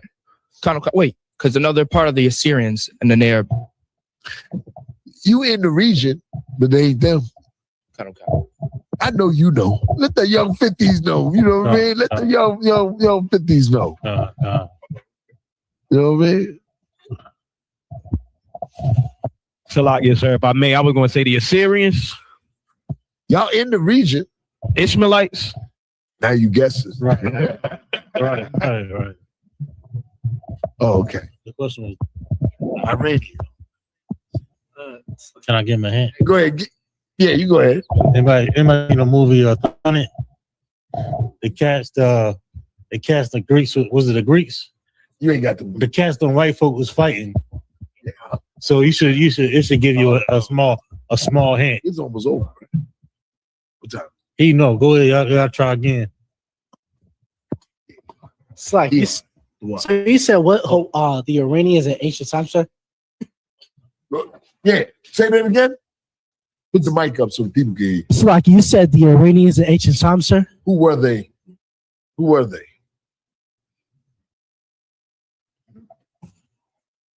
He gave you a hint. Can you give it a hint again, sir? You seen the movie 300? Who are the bad guys in the movie 300? Anybody know? The young officers. Let give Ganai and then other brother. And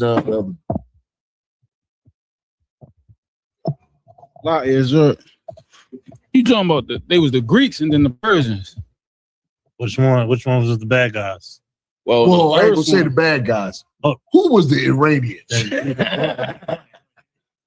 That's better. He went Hollywood on. Like, so wasn't they the Greeks? Okay. They was Greeks. The difference. It was the other one. The Persians. It was the Persians. Right. Yeah. Go ahead. So if anybody's following the rebellion that's happening in Iran right now, right? One of the things that people are saying is we don't want to be Arabs. We want to be Persians. And they even started saying, mentioning what's his name? Cyrus. They said we come from Cyrus the Great. We're not Arabs. We come from Cyrus the Great.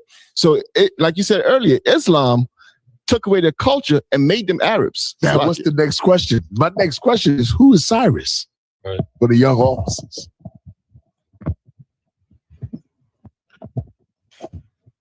And what did he do? Yeah. And it's all right. You're going to get a stab at it. The Persian king. Right. What did he do? Didn't he try to conquer? It was conquering most of the Middle East, but he was going towards Greece, right? That's true. Yeah. But what did he do for Israel? How about that? He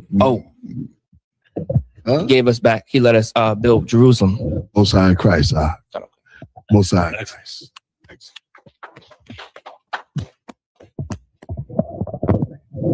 That is correct. You know what I mean? Where was we at? Verse 9. We did have some answers to your questions online. I'm gonna pay. Oh, okay. Go ahead, brother. Run it down to Persians. So yeah, just whoever answered, shout them out. You know what I mean? Isan von Yashikar said the Persians. Anybody else that's on there, shout them out. You know what I mean? Anybody else on there? So don't shame me. We got one person. A bunch of people on. We got a lot of people online, sir. Most High Christ. The water for showing up. We have Sister Shara Bath online. We have Sister Kasawa Na online. We have Matum, Officer Matum. Officer Alazar.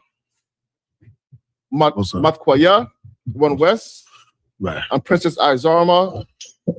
And a bunch more, sir. Hey, shalom to every last person that checked in. I'm gonna keep coming up here, and then I'm gonna have more topics. I'm probably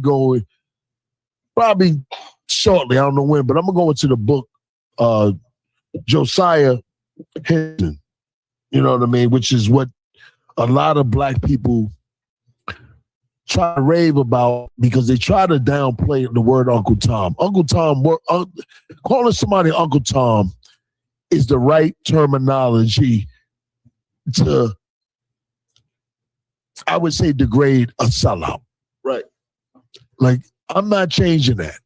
If you're Uncle Tom, I'm gonna call you Uncle Tom. I don't need to hear the history of Josiah Henson. Okay. And I'm gonna go into it. And he was a brother that went through a lot of things. All right.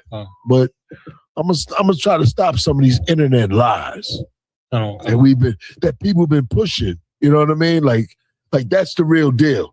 Let's eliminate the internet lies that everybody been and then you eliminate the internet lies, you won't hear that garbage at camp. And if you do, you'll be able to answer that bull crap while you at camp. You know what I mean? Like, they always yell out certain things. You got to be able to answer them, because really everybody that approaches the camp with something that, you know, whether to defame the Bible, they ain't really researched anything, at least 90% of the time. And 10% of the time that they did, they still get it wrong when it comes to the truth. You're going to win. The Lord is with you. You know what I mean? Oh, the last one was my young brother Carmelo. Let me say this. I'm gonna say I got a little history in the past. Had I been to court and I saw 12 white people in Texas, I'm not letting my lawyer pick 12 white people. Every brother know that if you got 12 jurors and you go on to trial, most stuff don't even go to trial, because the prosecutor and your lawyer, he working the deal out before you get there. But if I'm going to trial, and that's what makes what Jerry Hunter said yesterday about Charleston White. Like, it's like me telling you to go to court and they pick 12 jurors, and then I tell you to get a white lawyer in a historical racist state. You're going to look at me like I'm out of my goddamn mind. Right or wrong? Let me ask you, would y'all be judged by 12 white people? Hell no. Like it's sad how black people listen to niggas on the internet. That dumb, like my mission has always been the same ever since Commander Jerry Hunter told me this. He said, if you want to, and I remember I don't know if I've told any of y'all, and I called them. I was young in the truth. And I said, well, how do I reach the people? How do I get people to follow me? I didn't, it's my first speaker, so I called him.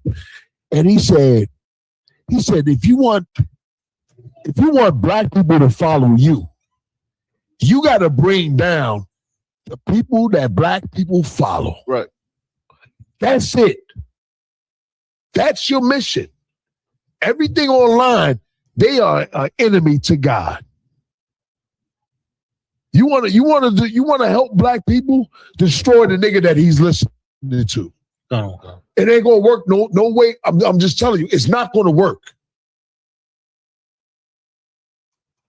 I know we think I don't give nobody a pass out there. I don't give nobody a pass on the internet. My job and your job is the same job. We about battle. We about battle. We about raising this kingdom. We about building and raising this kingdom up.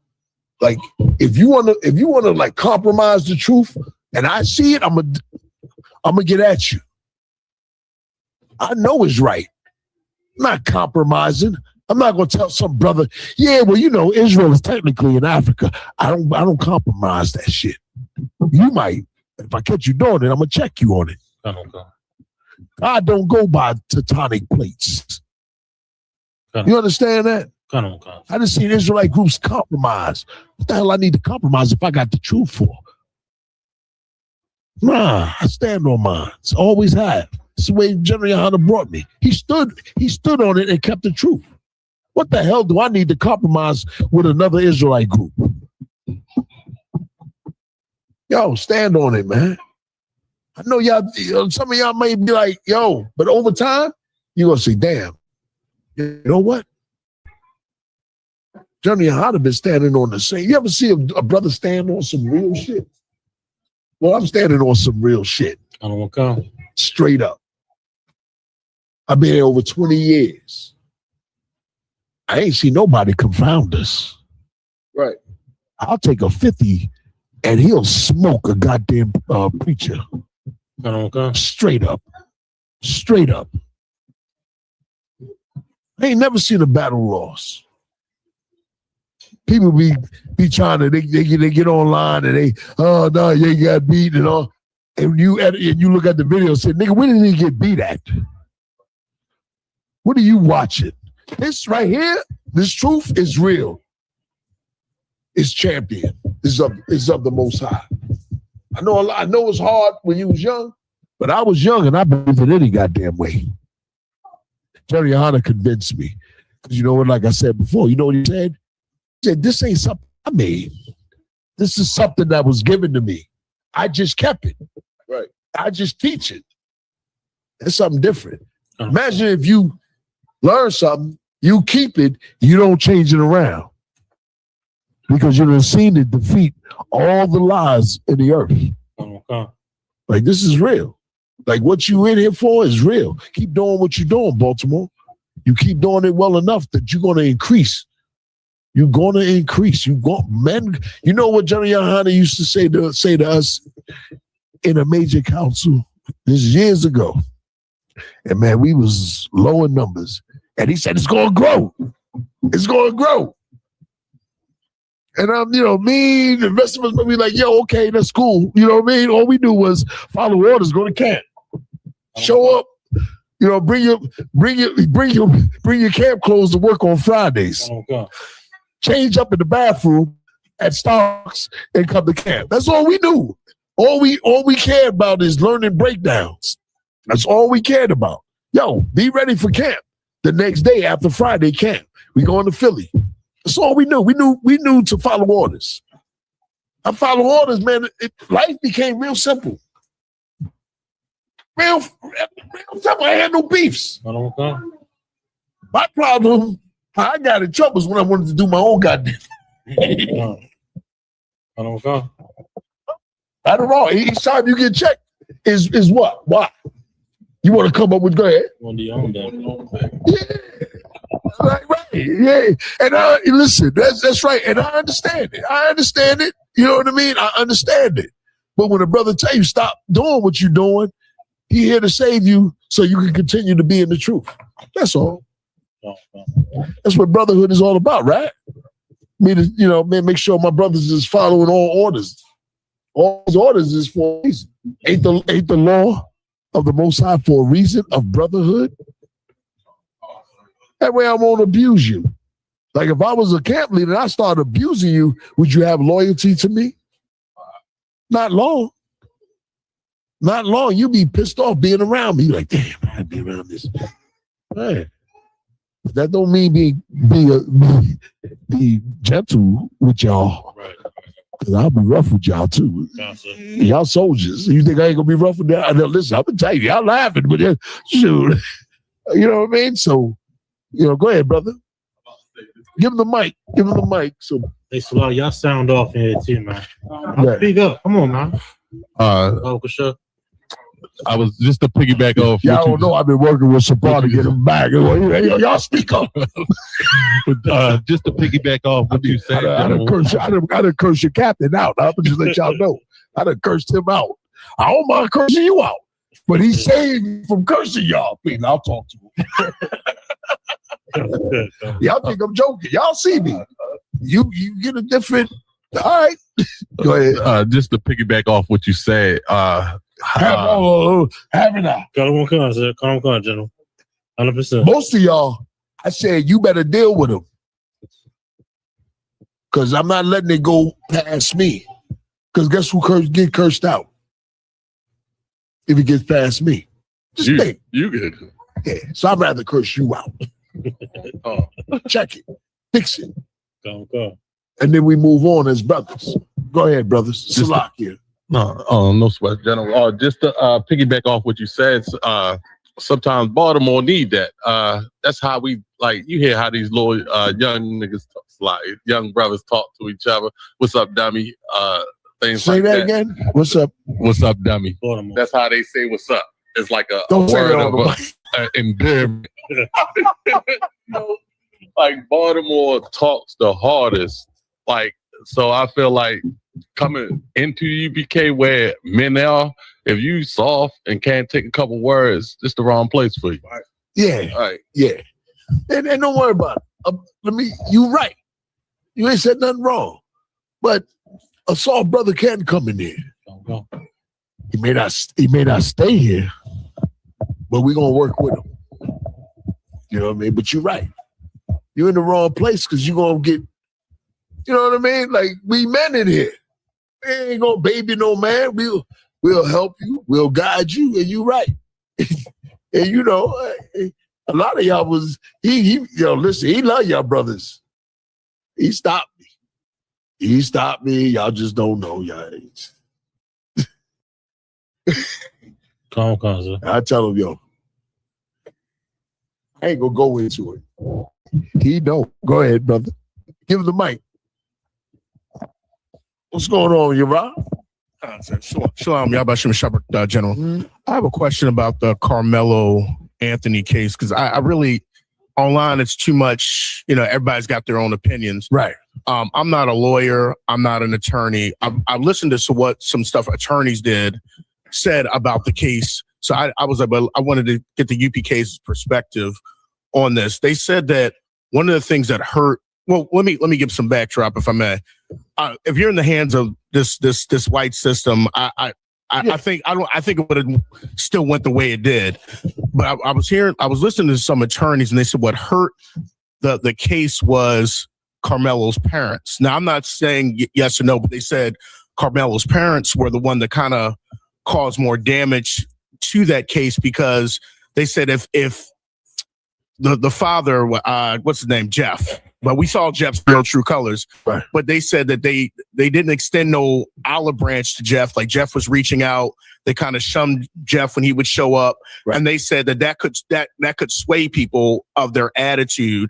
I mean, I wouldn't want, a man to come in, a white man, especially say, oh, yeah, I want to come and pray with y'all. Because I think he was trying to come pray with them. They kicked him out.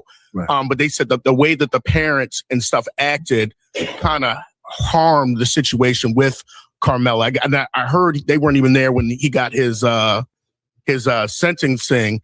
So, but they said in trials like that, which I'm not a lawyer, so I really know. They said if there is some type of remorsal from the other party, showing that we should have done this, we X, Y, and Z, it could have helped the situation. So I wanted the UPK's stance on that. I mean, because it is a catch-22 because we're in the hands of the white man. All right. They're not. Okay. If that makes sense. No, it makes sense. Number one, the white man don't give a damn about you being sorry. You'd rather have your blood and your children's head cut off. That's the white man, right? You remember the Central Park 5? Sometimes parents, they really don't know because of the brainwashing of America. You know what I mean? Like they made their own children tell and admit to some things that they didn't even do. You know what I mean? So in this case, right? In most cases, and this is all right. In the court when you get locked up, it's best to say nothing. Everybody know it. Hey, yo, man, bring my lawyer. So you get a lawyer, right? I catch a charge. You send me a plea. You do this, do that with my lawyer. No, I ain't doing that. Let's go to trial, right?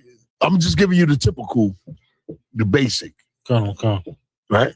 I'm not a lawyer, but I've been in a situation. But if you in Texas, you gonna let white people be your jurors? I'm asking you. Yeah. You see that? You see, the whole thing was Charleston White.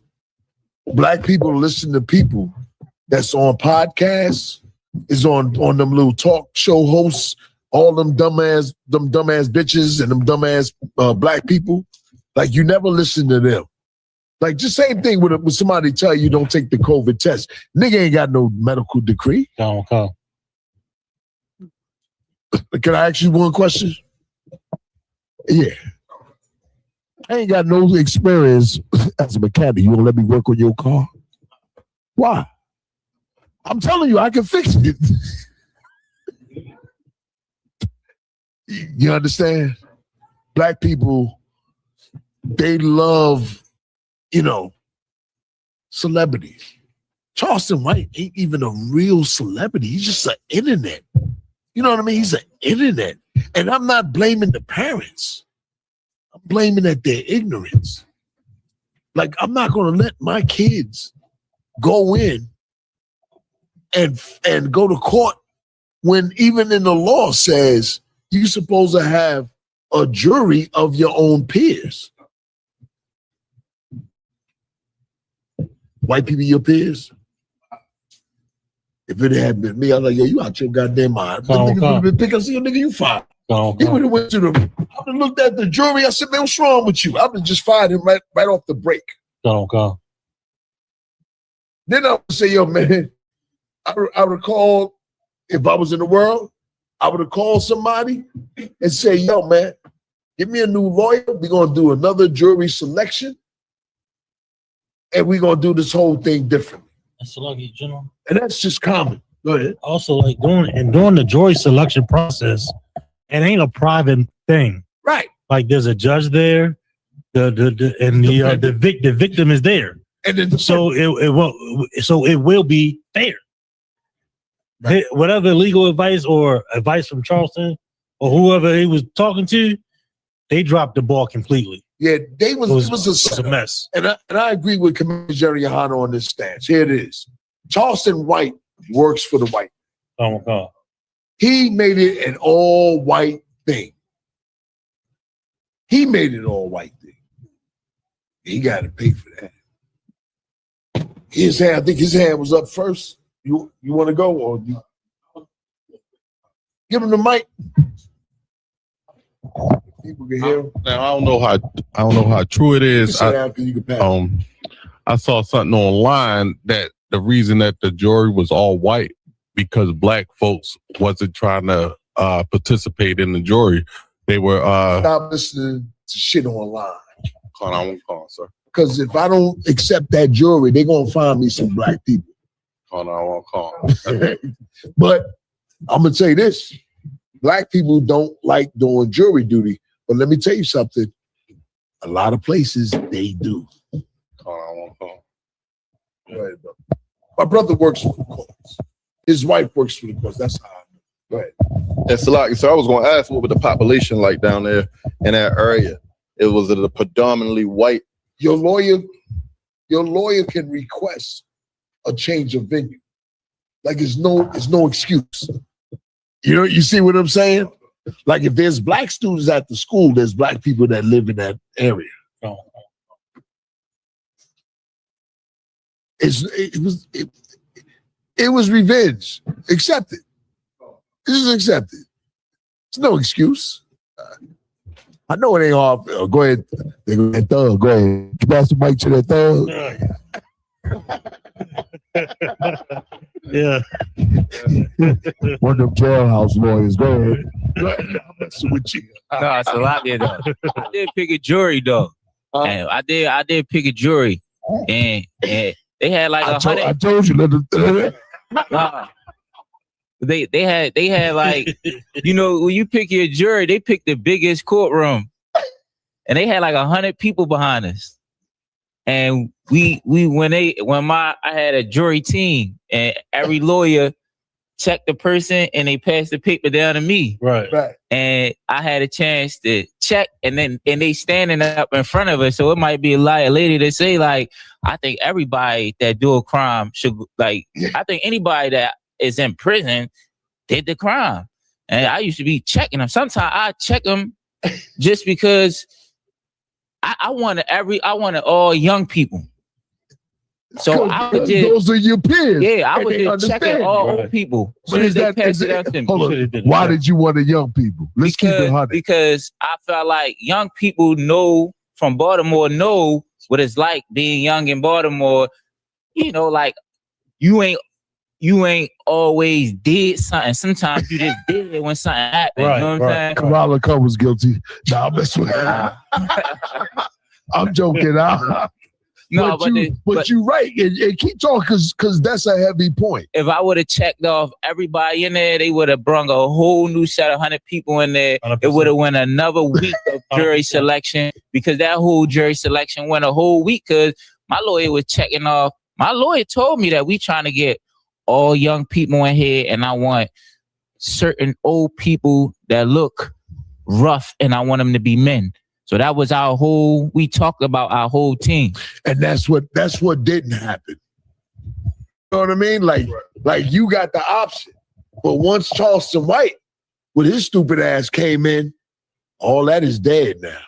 Like right now, he's serving time until the appeal process.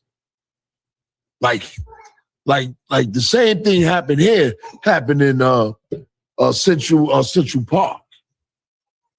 Like, I'm not letting no white people go. They ain't my peers. Let me tell you something I learned about Mount Vernon. Mount Vernon at one time, if you caught a charge and the charge was dealing with a police officer, black people in Mount Vernon hated cops so bad, you walked. That's in New York. I'm not even from Mount Vernon, but my brother worked for the court system. That's in New York. That's in New York, sir? Yeah, Mount Vernon, New York. They got a Mount Vernon down here, too. That's why. Yeah. Mount Vernon, New York. You know what I mean? They walked because the cops had such a reputation that people were against them. And Mount Vernon is predominantly black. So if you kill a white dude, right, in Mount Vernon, they're going to try to change the venue somewhere else. To something like Westchester, somewhere in Westchester County. So that's really, go ahead. Give him the mic, please. The water, Bubba Kashaw. Water, John, I had a follow-up question. If Carmelo, so, I mean, because we always learn from these situations. What if it was a young officer in the UPK and he was at the track meet and a group of white people told him, get up and leave, would we, as we're a disciplined group, would we have just been like, okay, cool, no sweat, and just, would that have been, the advice, like just no sweat, I'll get up and leave? Or who? No, us? I'm just saying, so let's say it was, well, not you, sir. I'm saying if it was how about us? Us, come on. If it we was only gonna go where we are lawfully supposed to could be at. Come on, let's go ahead. But that still was a lawful place. Come on. Let me add something to it. Cause I'm gonna finish it. Come on, sir. It was more than it was like more of a brawl somewhat. Come on, sir. Did you find that out that other punches was thrown? Well, I heard it was he had his twin brother right next to him. And I heard it looked like it was more than just a push happened. Because I heard he looked like he was being bullied, but I don't know because you hear all this online. But it was more than one people involved. Did you have your hand up? Come, sir. Oh no, did you? Hey, I'm gonna let you finish, but you got something to add to what he was saying? Oh, okay, go ahead. So what I guess I'm saying is if because he was lawfully he had the right to be there. But if we, I know we're taught to defend ourselves. We're not taught to be offensive. But yeah. if they were like, hey, get up and leave, in the UPK show, we would just be like, all right, no sweat, I'll just walk over to avoid the conflict. Or we'd be like, shit, I'm here, shoot, I'm here, and you're not gonna move me and don't touch me. What would be the stance of what would be the wisdom in a situation like that, if that makes sense, sir? Okay. No, please, sir. Yeah. Please, all right. On the real tip, right? UPK as a group, we only go where we're told to go. Sir. You know what I mean? Meaning this, wherever UPK goes, it's been authorized by the men above us. The men above us is gonna make sure that we have a right to be there. That's number one. Okay. Now, when you put the situation into a school, somebody that's a student should have the right to be anywhere on school grounds, right or wrong. Now, I'm on the side of Carmelo because I know how racism is. Go ahead. You want to say something? Go ahead. You can. Passed away. One thing that's not consistent, they haven't been keeping up with, is the fact that after he told them to get up and move, they didn't explain. I know they probably didn't have any more information, but not even asking witnesses like what happened after that, what words were exchanged, but they didn't bother to ask after he said get up and move. Were there any more words that Metcalf said to Camelo? Like, it was raining outside. He ran under a tent to sit with his friend and talk with them. They told him to get up and move. So what happened after that? Right. You know, they're not explaining that. Right. So I'm looking for the right words. What was said that was a trigger that caused him to get into a brawl and then for him to stab him? Them white boys' fucking reputation. That's why. I'm gonna keep it 100. I'm somewhere. Let's be real. I'm somewhere. And I know this nigga think I'm a punk, and he think everybody else is a goddamn punk. And he white, and he think that he gonna run me. I'm not gonna have this dude do this stuff to me every day. That's why when the black people was talking, he guilty. Guilty of what? Making sure somebody never mess with them for the rest of their goddamn life? Or the whole time he in school? We all know how somebody that trying to press you, we know how we would handle it, right or wrong. Okay. That's why he needs the jury of his peers. Because we all understand that. You being a school teacher, you supposed to, you know what I mean? You know. If I got a reputation of being a bully, as they say, and I'm with my brother, you fight me, who else you gonna have to fight? Yeah, my twin. Right or wrong. I got a beef with you. Guess what? I know I got a beef with your brother. Your brother got your back. Right or wrong. You ain't gonna let me hit your brother, right? Yeah, I know. And y'all said it right with a little bit of force. Like, sir. You know what I mean? Like, the whole thing was, it should have been more of a self-defense. Okay. Probation. Okay. White people and Asian people don't have to do none of that. You know what I mean? They just found this innocent. Or we're not charging them with that. They don't even go to trial. Did the Asian dude go to trial? Y'all don't even know. Did the Asian dude go to trial? The white man did. Asian man that killed the brother. He did go to trial. He was found not guilty. So. How long? How long he's not guilty? The trial, no. I'm not sure how long. I think it was just first appearance in court. The crime was committed 2 years ago. Right. And he just was. That's why the boy count is down. Okay.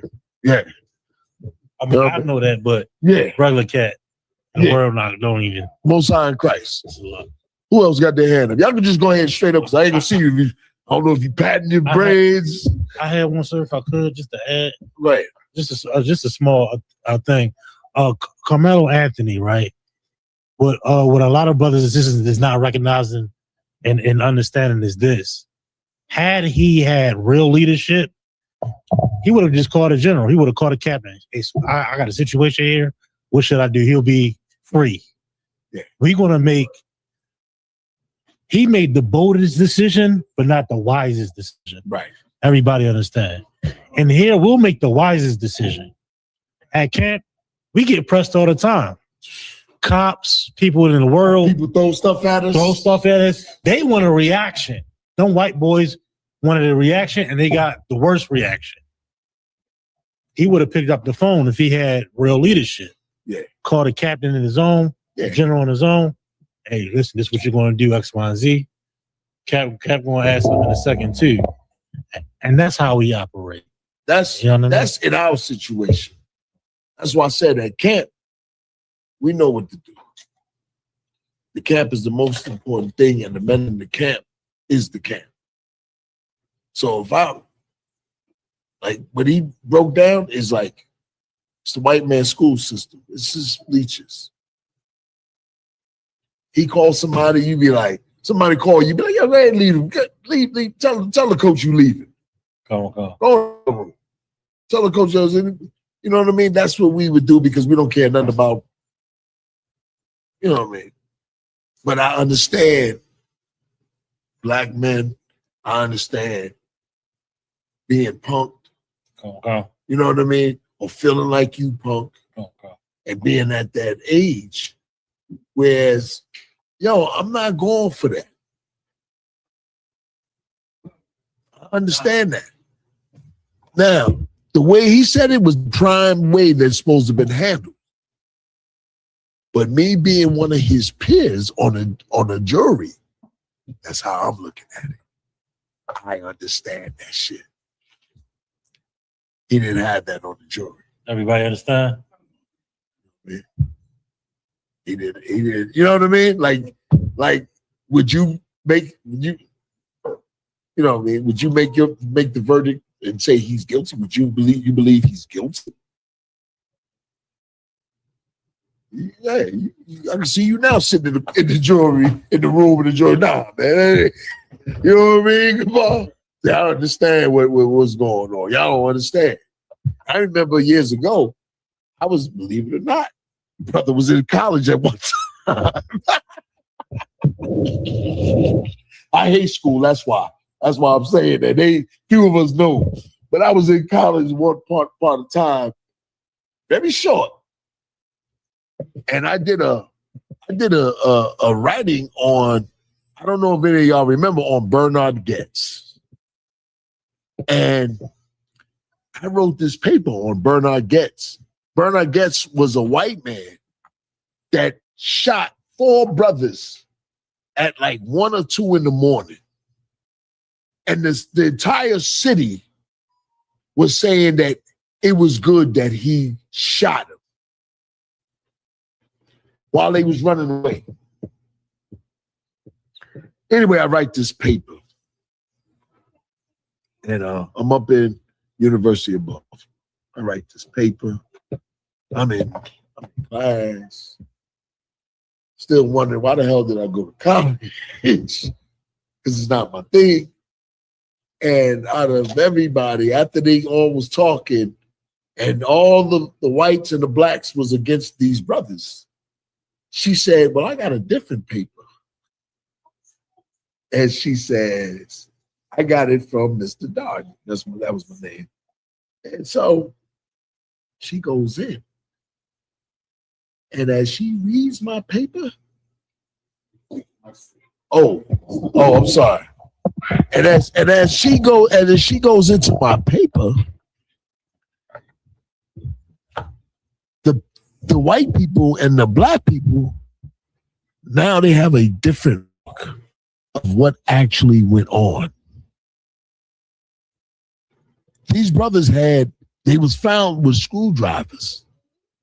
And as high schoolers, we know screwdrivers is for what? Stealing cars? What else? Nah. Arcade. Back in the 80s, you can pop. These are high school dudes. You can pop. I know. That's a different era. Yeah, that's a different era. That's why the screwdrivers was this goddamn long, because as long as a crowbar. Oh, God. But I knew dudes that would do that. They would go out in white neighborhoods and they would go to their arcade rooms and pop it because it was filled. I could never do that. You know, not because I wasn't in the quarters, but they was downtown and it was a place off of Broadway called Play, where they had all the arcades. This is when ping bongs and all that. So rather than to rob somebody, you would just go down there and go to an arcade machine and your man would look out and they would pop. But I knew dudes that would, and they didn't live that far from me. But anyway, so I broke out the whole scenario and I said, well, how could he be in fear of his life if they trying to get to the next car? Like, how you gonna run up on somebody that you already shot and then shoot him twice? You know, he got off. The dude that he shot twice, you know, crippled for life. Another dude, you know what I mean? They was straight up thugs. Okay, I get it. But, you know what I mean? But It wasn't like he was guilty. Because black people were saying, well, why was he carrying a gun? Just like they say about black, why was he carrying a gun at 2 a.m. in the morning? He was looking. He was riding the trains just to see if he can run into somebody that he can look weak. You know what I mean? Because he was probably frustrated with black men. You know what I mean? But go ahead, Hey, Salaki, sir, with the situations that you're talking about, with Carmelo's situation, make me think about the Breonna Taylor situation, the situation you're talking about that happened back in the day. And I'm thinking of Zechariah chapter 11, verse 4 and 5. And I want to know if you can give me a general breakdown on it. Go ahead. And that is right. Hey, I'm gonna call Rock. Most High Christ. He gonna come back to you. I want you to go ahead and speak with me. Because that popped in my head this week too. But go ahead. It's the book of Zechariah, chapter 11 and verse 4. Thus saith the Lord my God, feed the flock of the slaughter. Verse 5, whose possessors slay them and hold themselves not guilty. And they that sell them say, blessed be the Lord, for I am rich, and their own shepherds pity them not. Anybody want, not the men, but any young brother, this is a heavy scripture. You know what it means, right? You could definitely use that. You young brothers want to get a jab at breaking it down? I tell you what, don't make me call you. Yeah, he gonna go ahead and the book of Zechariah, chapter 11 and verse 4. Thus saith the Lord my God, feed the flock of thy slaughter. Stop. What is the Lord telling you to do?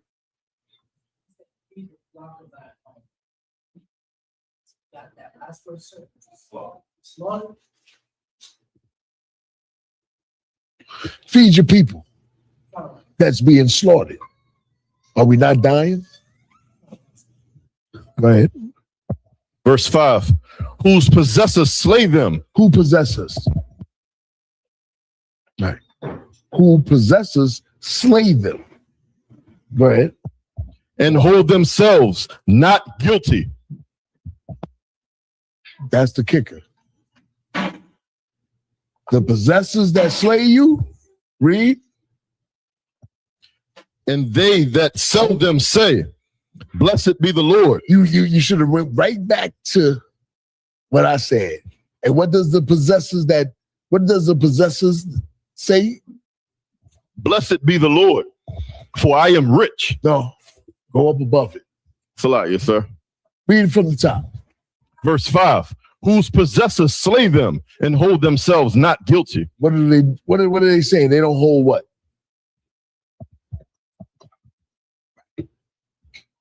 That's going to be the life of black people in America, in the relationship of white people, of Asians, of Arabs, of Africans.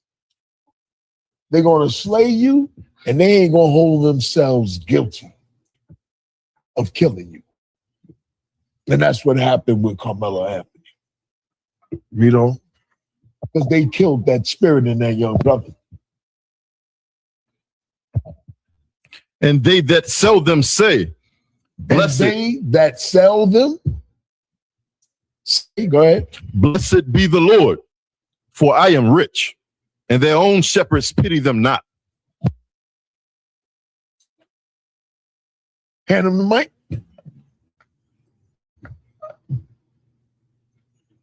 So this says own shepherds. Does it mean like own people? Like own people have pity them? And it said, blessed be the Lord. Who's the shepherd of Israel? No, who's the shepherd of black people? Just think about it. What does the shepherd do? Takes care of the sheep. Who's the shepherds of black people?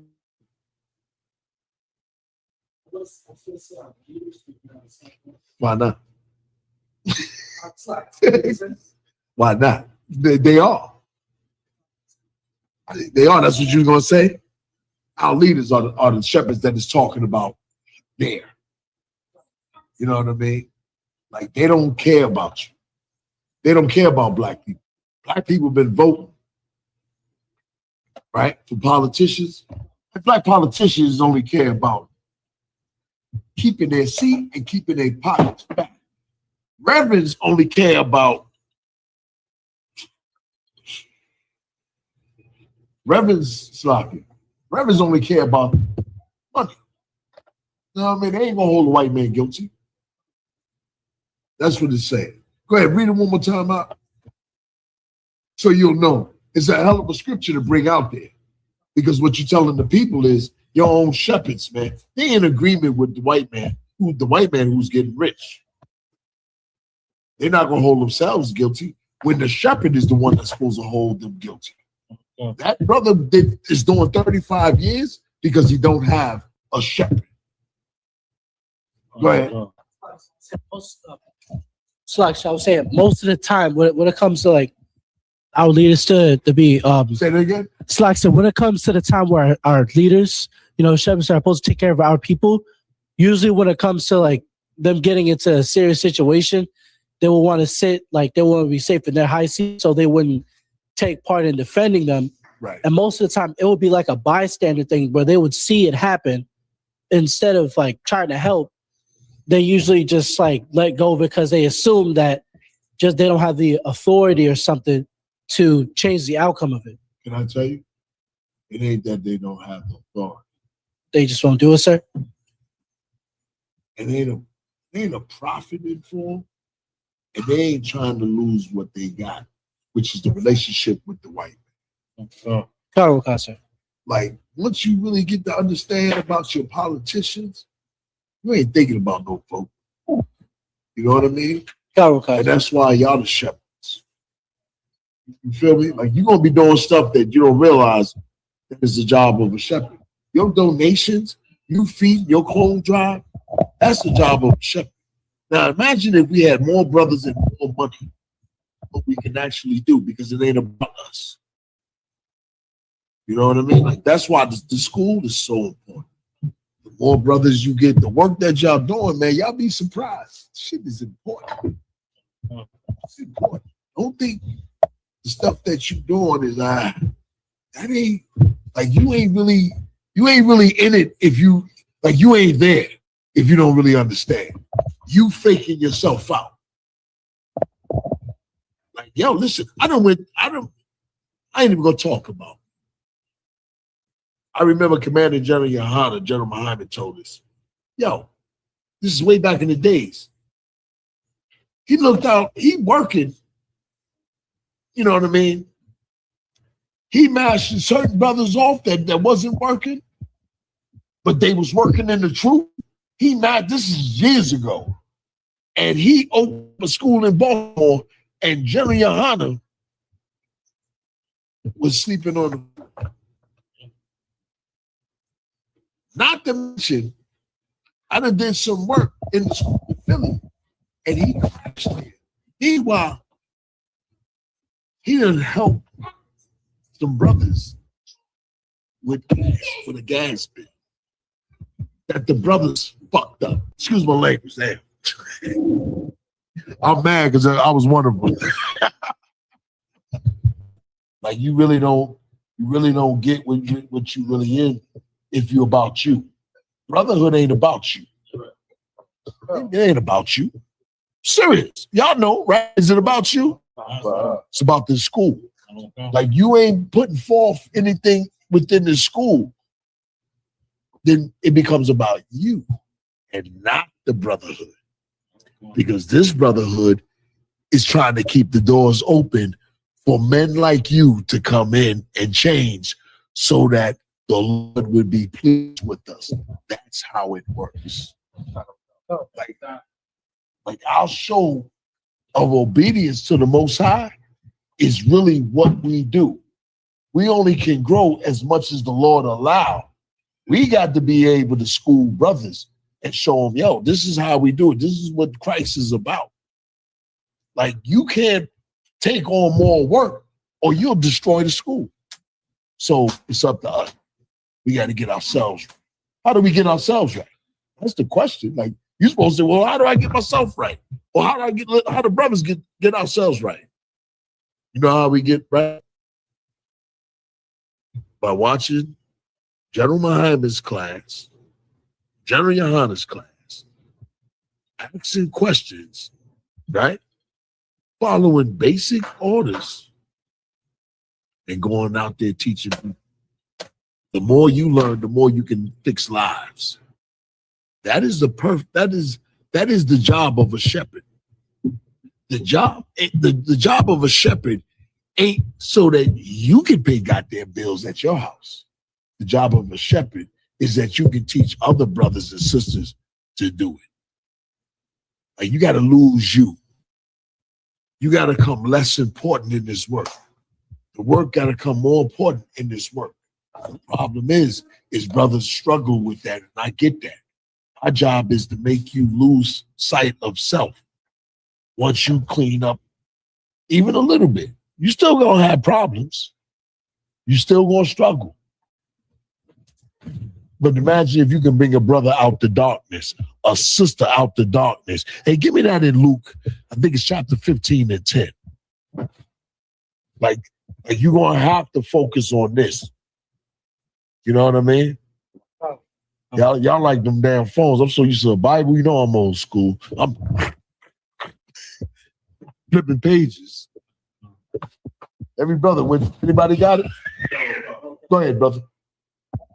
The book of Luke, chapter 15, and verse 10. Likewise, I say unto you, there's joy in the presence of the angels of God over one sinner that repenteth. That's your damn job. Like, how you gonna have that sinner repent if it's all about you? You don't care about the next sinner. That's why it's so important to keep that. And Johnny Hodges always say it's important to keep these doors open. Like, that's how you putting in real work. That's what the Lord is looking at. The Lord ain't looking at you getting fly or, whatever. There ain't nothing wrong with getting fly. But when it comes to this work, be serious. Just know that it ain't about you. You done got the truth, right? But what about the brother and sister that's out there suffering? There was a sister that called me that was that was talking about committing suicide. A lot of people say, well, she wasn't going to, if she was going to do it, she would have told you.